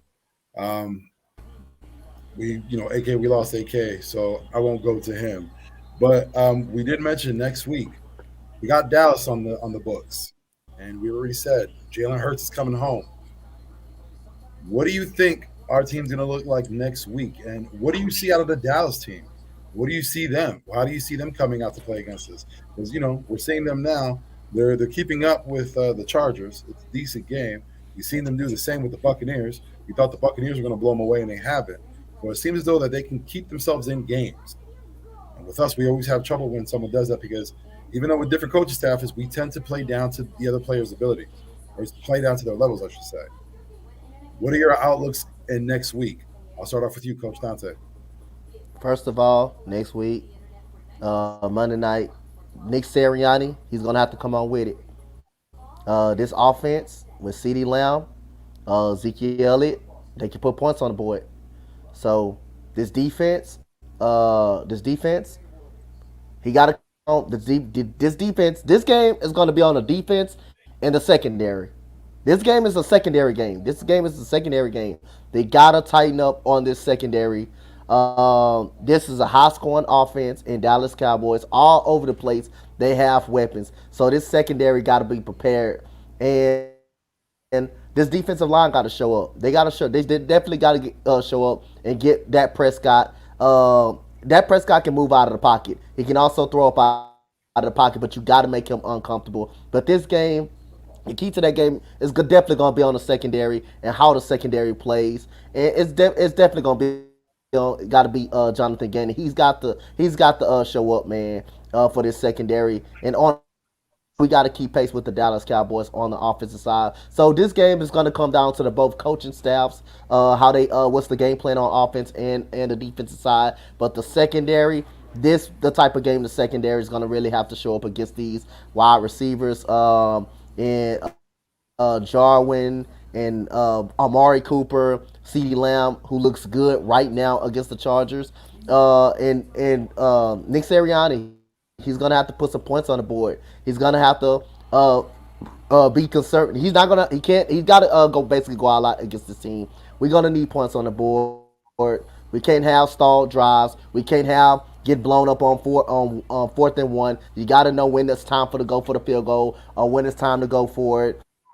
You just got to know in situations like that. This is gonna be a close game, but on the schedule, I had the Eagles losing this game on the schedule. When we did do our schedule prediction, we had the Eagles losing this football game. But like I say, secondary is going to have to step it up, definitely. And Nick Sirianni is going to definitely have to come with some tricks up his sleeve because, I'll say, this Dallas team can score, man, within a bunch of. They probably can't play no goddamn defense, but we're going to have to stop them on offense. We're going to have to stop these guys on offense. And this secondary is going to get a chunk load of CeeDee Lamb and Amari Cooper and Blake Jarwin and all these guys. And Pollard coming out of the backfield and Elliott. So this defensive front and the secondary has to be ready. And Sirianni has to try to put some points on the board. Eagles team. Yeah. Definitely. Yeah. And, Ice Baby, man, I appreciate you for coming through. Thank you, man. And hey, I'm sorry also, man. I didn't know the Steelers lost. Hey, we can grieve together. That is the great thing about this community. You can come in, we can talk it out. I feel your pain. Listen, firsthand, we feel each other's pain. Thank you for coming through. I appreciate you, my guy. BLSG, what do you think is gonna how do you think everything's gonna play out going into next week? I mean, Jalen Hurts playing in his hometown next week on Monday Night Football. It's going to be a big game for Jalen. I mean, like I said earlier, we got to make those adjustments. Sirianni's got to coach better. Everybody has to get better, whether if it's the coaches, the offense, or the defense. Everybody has to play better. They got to go look at the film. They got to go to their film study. They got to do what they need to do. They got to make corrections like they need to do pretty much every single week. And at the end of the day, they gotta end up trying a better effort than what they did today. Because 11 points against Dallas is going to be unacceptable at this point, based on the way Dallas is playing right now against the Chargers. I mean, if Dallas is doing this against the Chargers, the Eagles have got to be on their A game on Monday Night Football, especially in Dallas.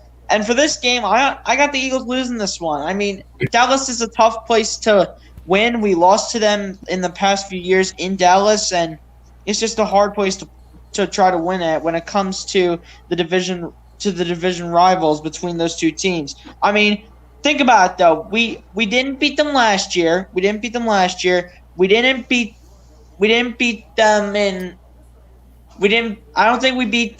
year before that. We didn't beat them in Dallas in 2018, so it's been quite some time since we beat Dallas at their place. I feel like we haven't beat Dallas at their place since the year we went to the Super Bowl. So in my opinion, if you are going to have any chance of this game, you really have got to step it up, make the corrections, look at the film, and learn from your mistakes. And I want to say, you mind if I say one more thing for everybody else go?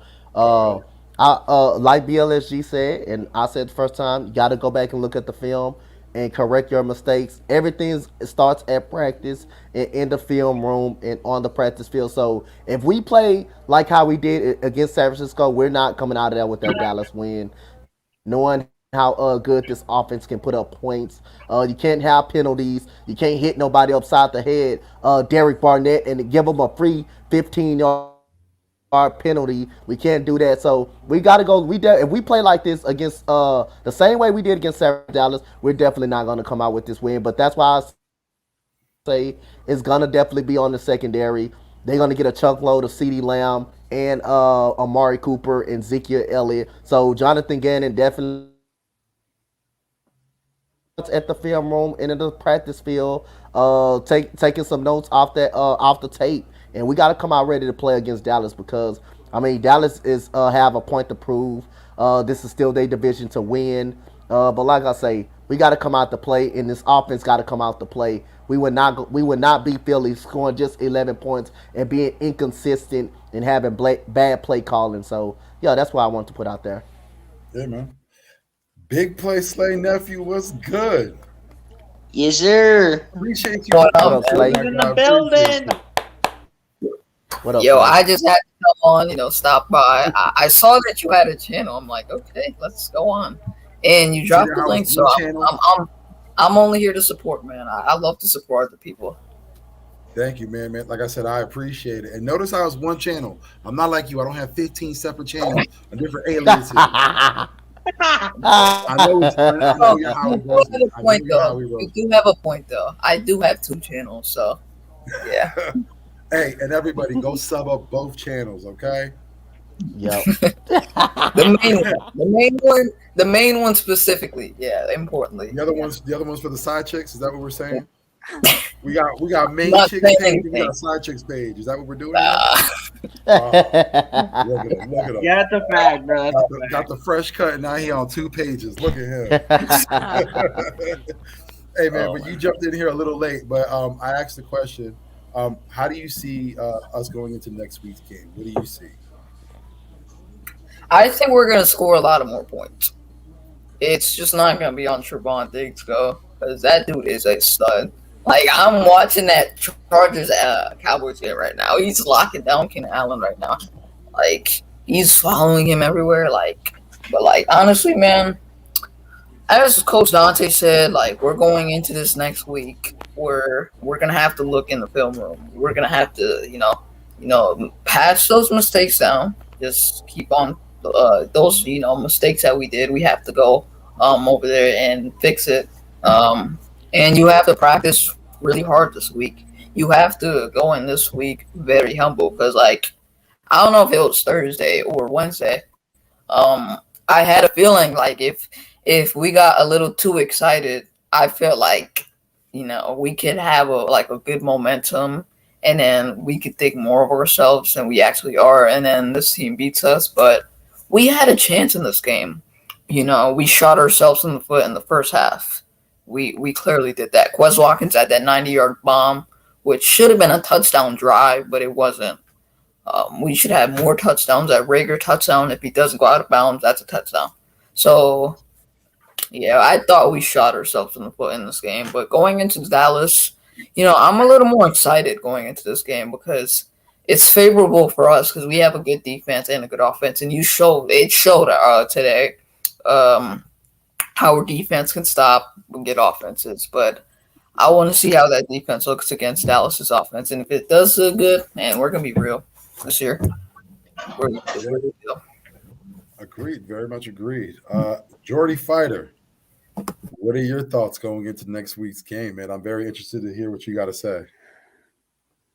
I'm kind of worried because this Dallas team, yes, it hasn't been giving Zeke the carries that they should.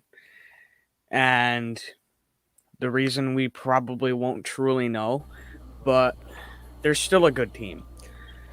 On offense, they're very good. On defense, they're not as good. I mean, their defense isn't where it should be, but that's a whole other story. But the offense is good. Our defense has to show up if they want Yep. a chance to win, but I'm not as worried about them as I am the offense because the defense played great today. The problem was the offense didn't show up. I mean, say what you will about Hurts. Yes, he's a good quarterback. He's got drive, all that stuff. But today, he had moments that were I don't know. There were moments he was off target. Now, whether that be because of pressure or not, there was moments where he struggled.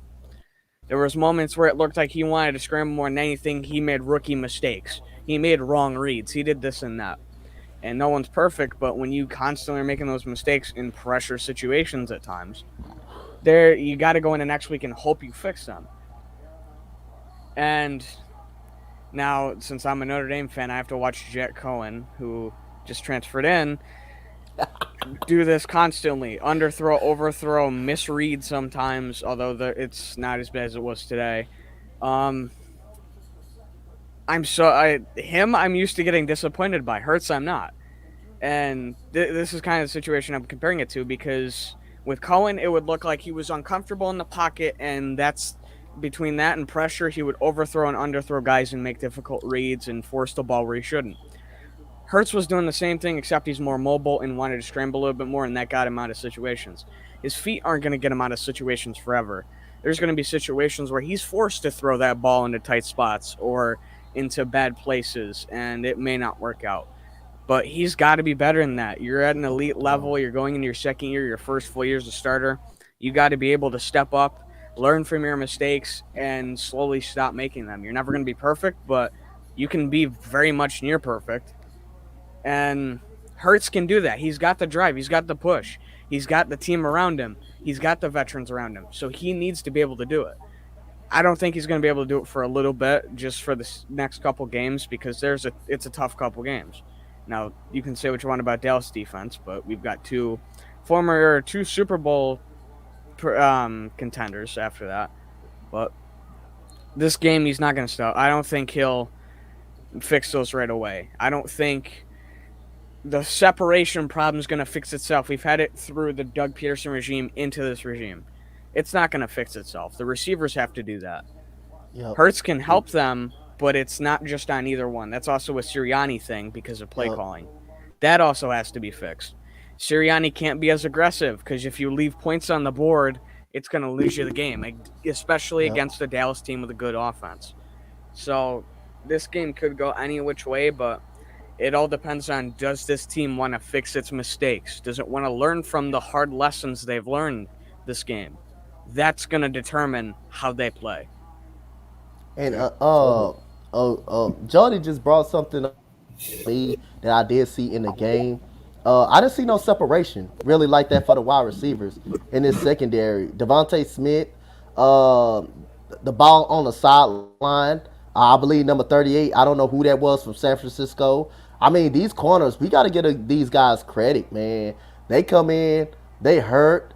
Everybody from the Eagles got confident, too overconfident, and thought we was gonna just exploit their corners. But I mean, hey man, let's give these San Francisco 49ers credit for how well they covered and did not allow no separation from Devontae Smith is good as he is, good as Rager is, fast as Quez Watkins. Besides that pass that he just caught, but he wasn't too much separated by. But again, he was 3 yards ahead. But other than that, I thought the receivers didn't do a good job of getting separation, and that's something they have to go back and look at. But again, it starts in the film room, and on the practice field, we got to get things going right by Monday night because Dallas is a high-scoring team, and that offense for Dallas, that's kind of concerning to me and scares me. So again, we know we got to come up and put points on the board. We know we can't leave points off the board like we did this game. We know we can't have penalties.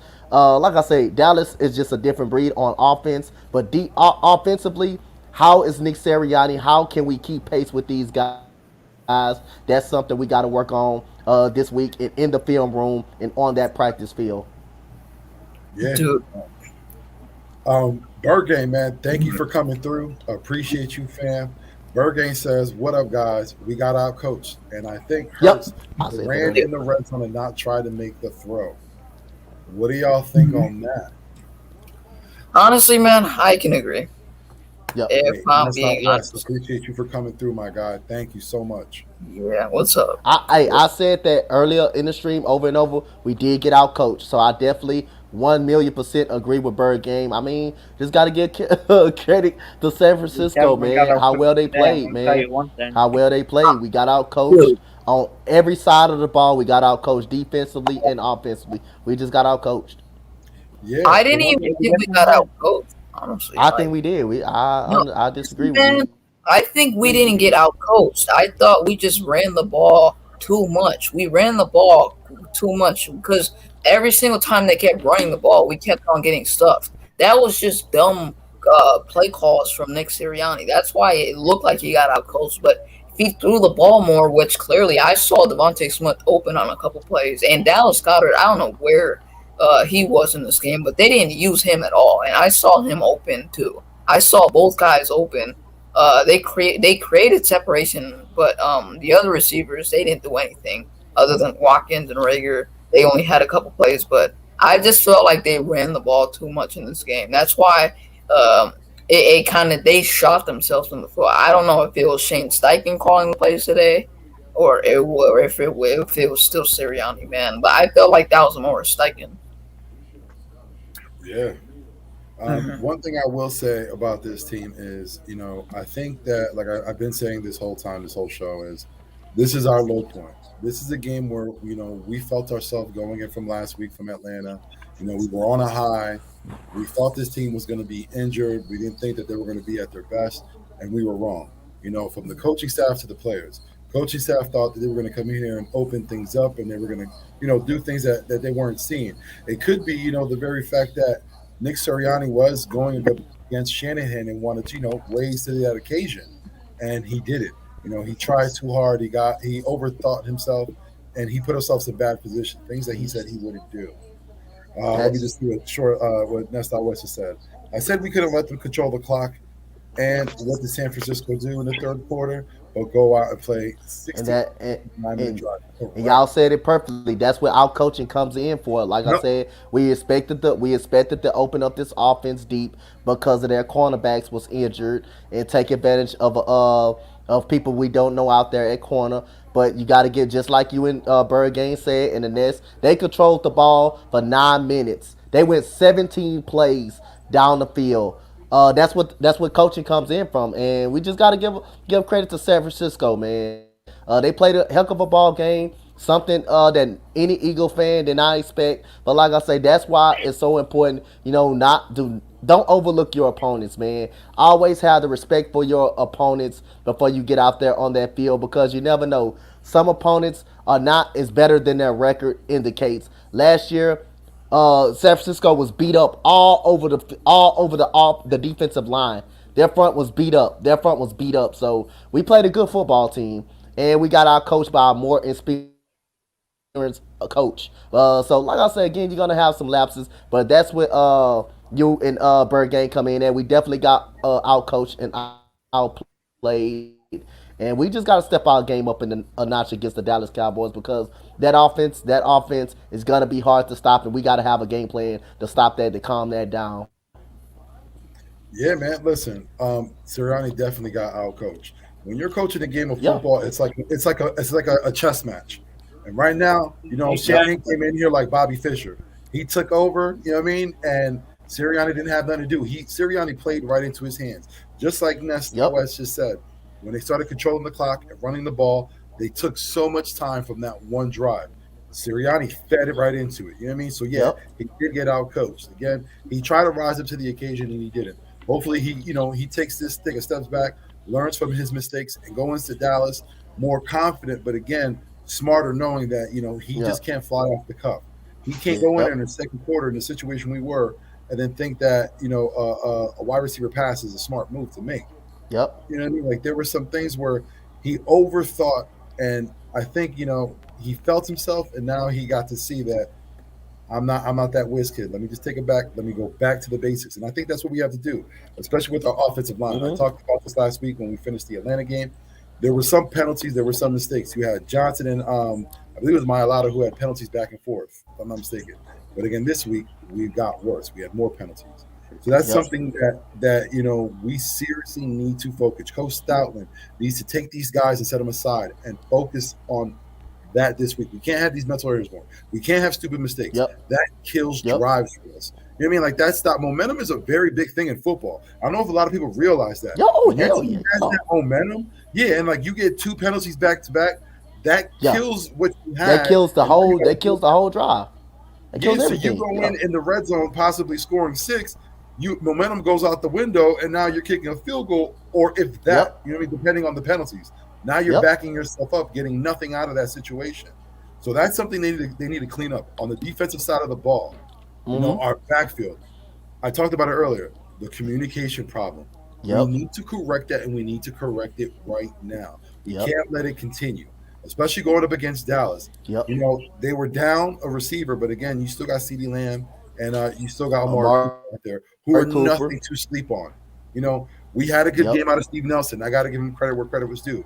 Steve Nelson came to play. Slay came to play, but again, it wasn't enough. They're going to need to be on their game again. And just like every week, but they need to be on their A game. Our safety every weekend. Yep, our safeties. I understand Ronnie McLeod is out, but that is not a goddamn excuse to play the way you did today. Hopefully Ronnie can come in. Kayvon Wallace, my guy, I stuck up for you for a whole year and a half. Everyone who sees me on Twitter knows I stuck up for you. I called you the rookie of the year last year. You have not done a goddamn thing. Stop the Twitter. Stop your Twitter. Shut it down. I want you to come out there and play to the best of ability. When you were in Clemson, I want that Kayvon Wallace. I want that guy who can be put on anywhere on the field and lock it down. You have not done that at all this season or last season. You're putting yourself out of place. Stop it. I don't want to hear nothing out of your mouth. I only want to see your play. From here on out, that's what you define yourself with. Your play, not with your mouth. Shut it up. Going forward, Anthony Harris, my God, we put a lot into you this year. Although it was 1 year, we put a lot into you because we have the thought of re-signing you. Right now, that's not going to happen. You're going to be on the streets. Step up your game. There were a lot of mental errors. That interception, that should have been in your hand. The same way we say for a receiver. If the ball's in your hands, it should be You got to catch it. Same thing for y'all. The ball's in your hands, in your radius, you need to catch it, and you need to make something out of it. Our defensive line, Fletcher Cox, man, I love you. And you take up a lot of double teams. But guess what I do watch it when you take those double teams? You take plays off. You know you're being doubled, and that's all you need to do. You need to do more. I need to see pressure. I need to see sacks out of you. I understand you restructured your contract because you were making too much. You got that bonus. You got yours. Let me get mine. Let me get them sacks. Hargrave, I can't talk about you much because you're the only one on the defensive line that's honestly been performing. Milton Williams, my guy. We need to have this conversation. You're showing a lot of talent. You got a lot of strength. You got a lot of physicality. I ain't seeing shit out of you yet. I'm going to keep it 1,000 with you. I haven't seen a damn thing out of you. We got an injured defensive back in Brandon Graham. I need you to perform. I need you to step up. I need you to be that next man. That's what I need out of you going forward in Dallas. Because let's be honest, this is a rivalry week. Going into Dallas, this is a series. We need playoff atmosphere. You know what I mean? We need that focus of a playoff game. Because it's not only that we're going against Dallas Cowboys. No, this is setting up our division. This is us continuing going to the playoffs. We start next week. If we want to go into the playoffs, we want to be the team that we think we could be, we need to go into Dallas, and we need to handle them. We need to go in there and just the same way we did against Atlanta, take over that field, get into that team's mind, take all confidence away from them, and demolish them. Again, we had an opportunity this week where we had a defense that was served up to us in a silver platter, and we didn't do nothing with it. You know what I mean? Their backfield got the best of us this week. We have a talented wide receiver core, and you wouldn't have known it this week because they took care of that. You know, we thought that they were going to rely on their front seven and the linebackers. The front seven did their thing. But you know who they really relied on? The defensive backfield. Their biggest weakness. And that's one thing I need to say. Our biggest weakness needs to be our strength. Right now, our safeties are our weakness. We need Yep. we need to clean that up. Mental errors, need to clean that up. Jalen Hurts, my guy, you have done great these past 2 weeks, but also I'm gonna need more out of you. You especially. You are the leader of this team. Anything that goes right with this team, you're gonna get all the credit, and everything that goes wrong, whether you think it's your fault or not, you're gonna get it. It's all on you. So next week, you're going to home. You need to show everyone in your home state, everyone in Philadelphia, that we made the right choice in sending Carson Wentz over to Indianapolis Colts, so that way you can be our guy. You know, there was a lot of talk of should we get Deshaun Watson, which I'm totally against. I don't think that we need that. But Deshaun Watson think isn't the either. only quarterback that they're going to talk about going forward. If you can't perform, my guy, I love the leadership you bring to this team. I love the attitude you bring to this team. I love how you get this team to perform. But if you can't get it done, my guy, best believe it's on to the next one. Coach Sirianni, Yep. I understand this is your first year. You know, you might be awestruck at times. You might want to rise yourself to the occasion, but always staying within your means. Know who you are, know who your team is. Do what you said. Put your players in the right position. You know what I mean? If you do what you said you were going to do, like you did against Atlanta, there's no stopping us. Again, don't get too full of yourself for the team, the coaching staff, everyone. And lastly, Coach Gannon, I understand we had a good defense. You know, we were admirably. But the adjustments that you did not make in the second half cost us the game. You know what I mean? You're a big factor in the reason why we didn't win that game. And not much is said from you, but I'm going to need a lot more from you going forward. That was my rant, guys. I'm sorry. Yep. I had to get on my soapbox. I love that. I love that. Hey, and this They're going to show now. defense, this defensive backfield, like I want to elaborate on that. They're gonna get a lot of work these upcoming games. Got Dallas. They're gonna test that defensive backfield. Kansas City, Tampa Bay. So nothing Jonathan Gannon is gonna come easy. So the mistakes, the adjustments, they need to be corrected on that goddamn film. We can't have guys don't know where they're supposed to be in coverage. We can't have broken down coverages. We definitely can't have that. So we're going to have a test for these last couple of weeks, man, to see what Jonathan Gannon is really all about. Because, like I said, I mean, we just got outplayed and outcoached. I mean, our better football team, whether if they were hurt or not, they were the better football team today. We got our asses kicked across the board. And so, like I say, Jonathan Gannon needs to step it up these last few weeks because you got Dallas coming in, who's high powered. You got Kansas City, who's coming in, and you got Tampa Bay, who's coming in on a short week. So we need to be prepared. We don't have time right now for these busted up coverages, and these players don't know what the hell they supposed to be, and a drop interceptions. We don't got time for that goddamn shit. So we need to go back and look in the mirror and in the goddamn film room and correct what the fuck we need to correct. Cause this weekend, 11 points, that's not gonna get it done next weekend. That's not gonna get it done. So we need to go back to the drawing board and correct these mental errors. And I need to see more separation from the goddamn receivers. I need to see more separation. It wasn't too much separation today, and that's what I want to see going on to next week. I mean, and we can't continue going for it on fourth down if you're gonna keep doing the goddamn Philly special. At least do a handoff or do a play action boot. At least do something better than that. But like I said, we got a huge test coming up these last 3 weeks, and we do not have time for our back end of the secondary. But discommunications don't know what coverages we're playing and don't know who to fucking put out there on the football in that secondary. And we need this defensive line more pressure. We need more fucking, because in the second half, I didn't see it. And that is a disgraceful performance not to have not one sack on Jimmy Garoppolo. That was a disgraceful performance and a disgraceful checkout from the damn defensive line. Yeah, man. Totally agree. Oh, Foothill's my guy. Philly Fuego. Uncle. You're my uncle. What up? Foothills, baby. Yeah, it was a tough day. Definitely, very disappointed in the offense, and God damn it, I'm ready to cut Derek Barnett right now. I really am. Ready to cut his ass. I've been ready to cut him since preseason. Seriously. Let's get a hashtag cut Derek Barnett train in the chat. I guess you could chalk that up to his annual fucking personal foul penalty that he usually gets. So, yeah, it was just very frustrating. You know, Hashtag cut Barnett in the chat. Let's go. I definitely, hats Let's off to start the with 49ers, especially their DBs that had to come in and really they showed up, man. They really did. Josh Norman played good. He locked up Devontae Smith for the most part, and yeah, I just think like Coach Dante said, I think we got out coached. Sirianni was going to have to bring his absolute A game, and obviously that was not today.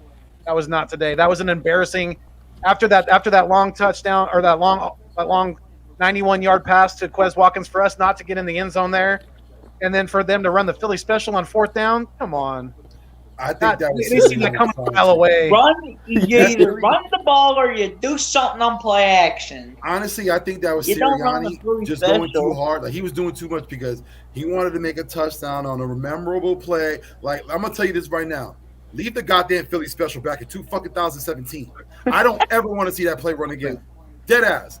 I don't care if any other team does it. I don't want a variation of it. I don't want a halfback fucking pass. Your quarterback is signed for a reason. He's the guy that throws the ball. That's it, point blank. Don't do it again. Yeah, that was embarrassing. And then for them to drive the length of the field there before the half to score the touchdown, that to me was the gut punch that the Eagles really never recovered from, you know. And then I said it. One of the keys to victory was not letting them control the clock. And what did they do? They came out 34 in the third minutes. quarter. What was it? 9 minutes. They came out It was 9 minutes, 17 plays. 16, Yes, sir. Yeah. Yeah. Jesus, man. Like that's a game killer right there. I mean, That when was they're straight out of the Belichick book. You know what I mean? The Oh, yeah. Belichick coaching book, straight out of it. As soon as we went to third quarter, he was like, "Hold on, oh, we're gonna run the ball all day now." Yep. Yeah. You know what? Yep. They couldn't Ain't do that anything to the stop truth, it. Vic? And it wasn't even that they had such a big lead that they can just do whatever they want. No, we were in the game. We were less than a touchdown away. All they did was waste the clock because they knew our offense wasn't getting anything going today. Hey, and just to say, I just seen a message from Eagles champ. He goes, "Yeah, I'm eating my crow today."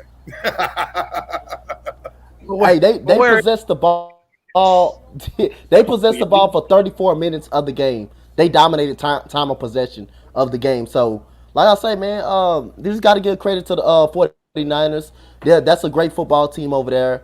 When healthy, they're championship contenders, NFC contenders. So we got to give them credit, man. We just got out coached and outplayed, and the receivers couldn't get besides that play by Quez Watkins, they just couldn't get no separation. They just didn't have it today. So I mean, we just gotta go back and correct these mistakes and look in the mirror and just get in the film room, man. It's because we got a juggernaut coming up, man. We got 3 great high-powered offense, and we don't have time for breaking down zone coverages, man-to-man. We don't know what players supposed to be. I mean, we got a juggernaut over 3 games that we need to get before we got to clean up this week. But it starts moving on from this game and going back into the playbook and going back into the film room and getting ready for this weekend, man.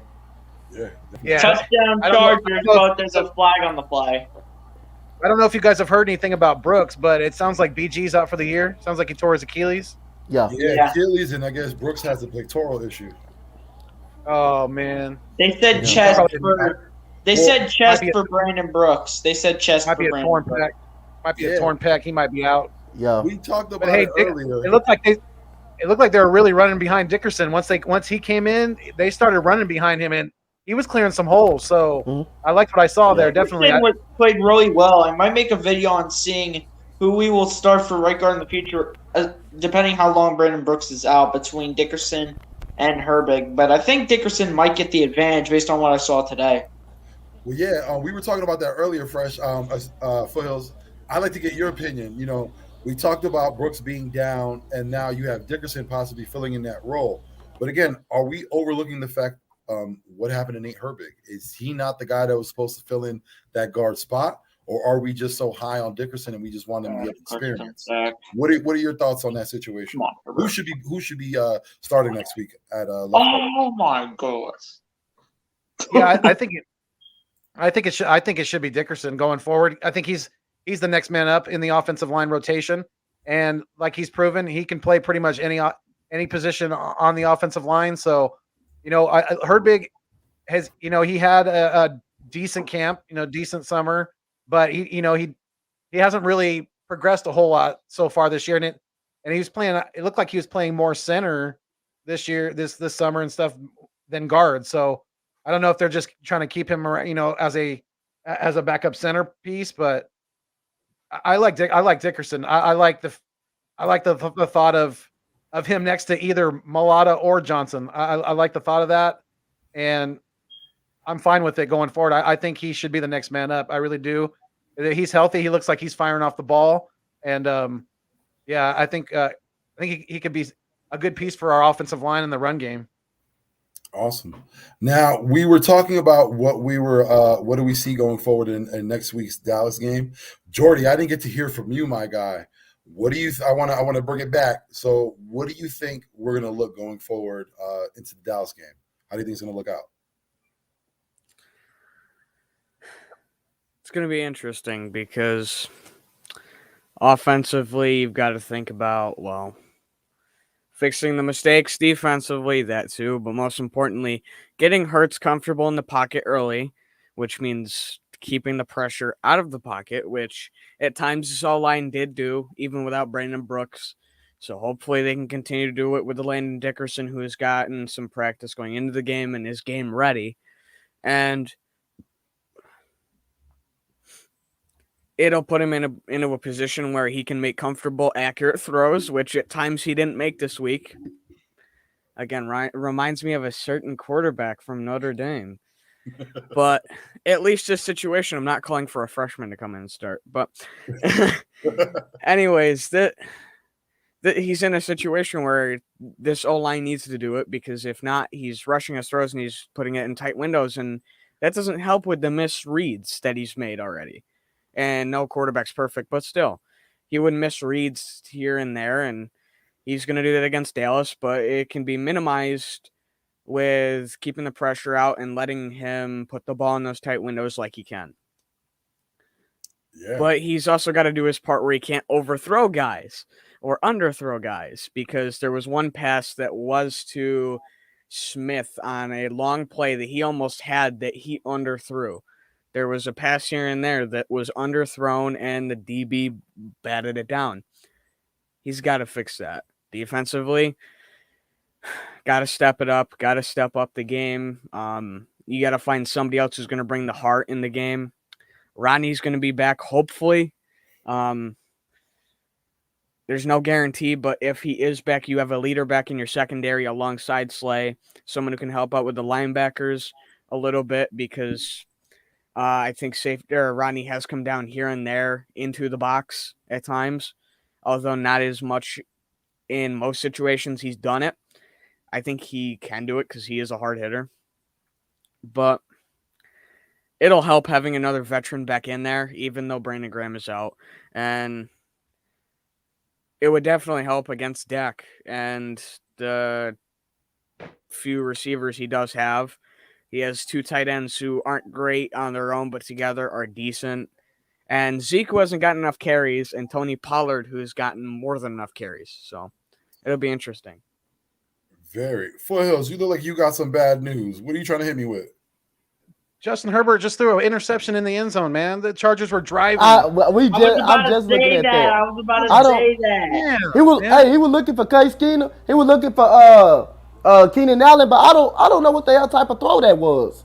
Bro, just I don't know run what the type of ball in the red zone.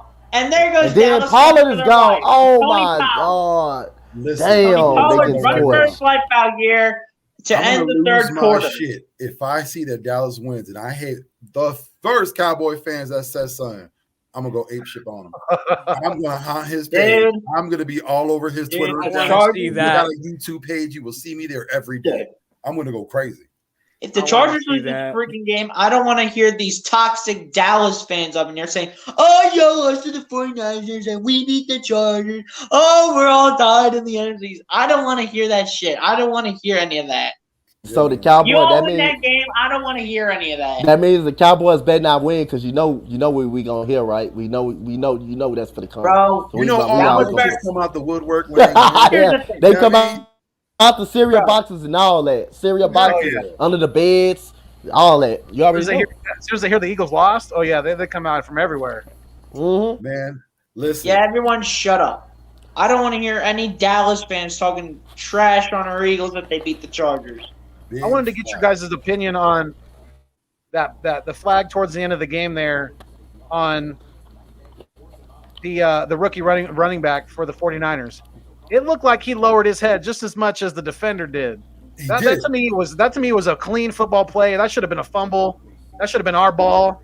I thought that was a bullshit call. See, that's one thing they got to look at. All right, so I understand what the rule is, but again, if the running back, for whatever reasons, put his head down, it should be on the offense. Because there's no reason why the running back has to put his head down. The defender, of course, because he has to get his shoulder into place. The running back, there is absolutely no reason for the running back to put his head down, other than the fact is he wants to use his head as a battering ram. And that's exactly what happened.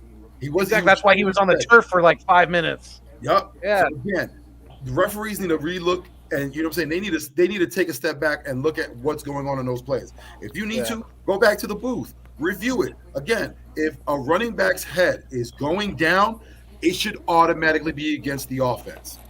Now, if you see again, if you're going to see the defender, you're always going to see the defender put his head down because again, they're being taught now to get your shoulder into the chest, stomach area.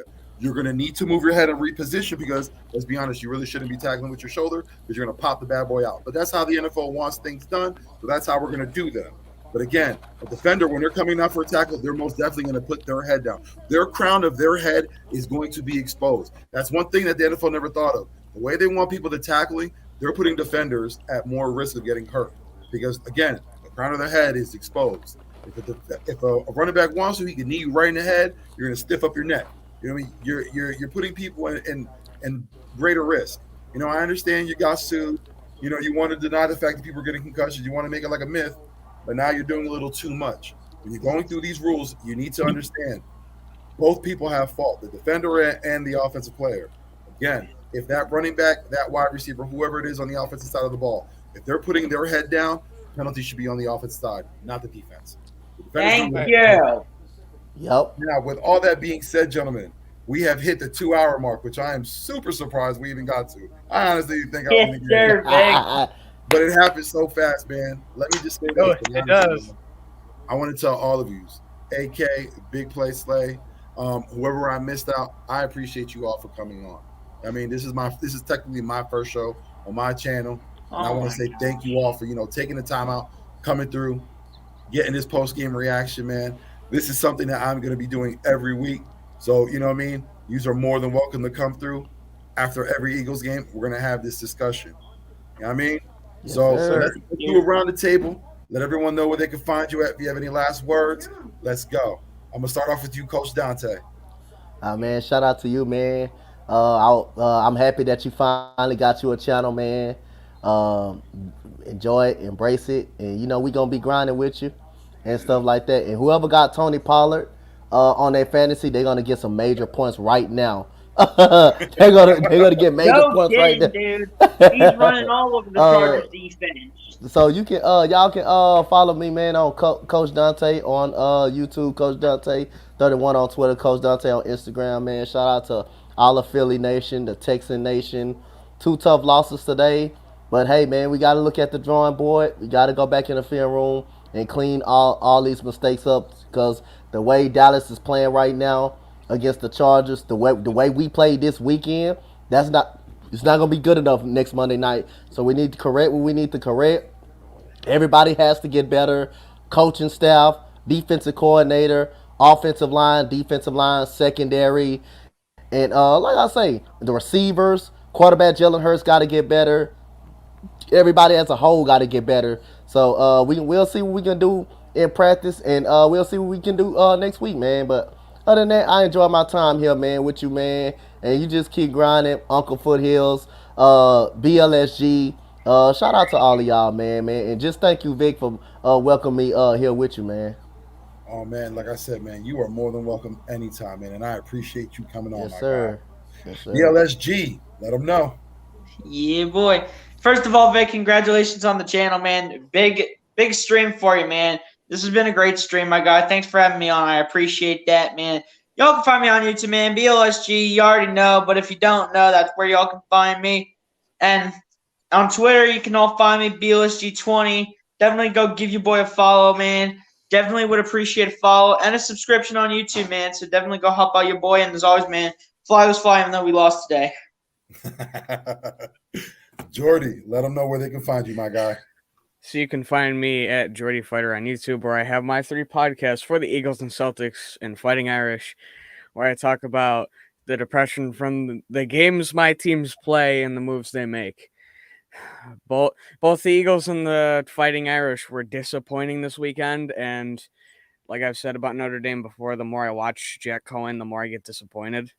But hey, at least I got to see a game in the new and updated Syracuse Carrier Dome, so not all was lost this weekend.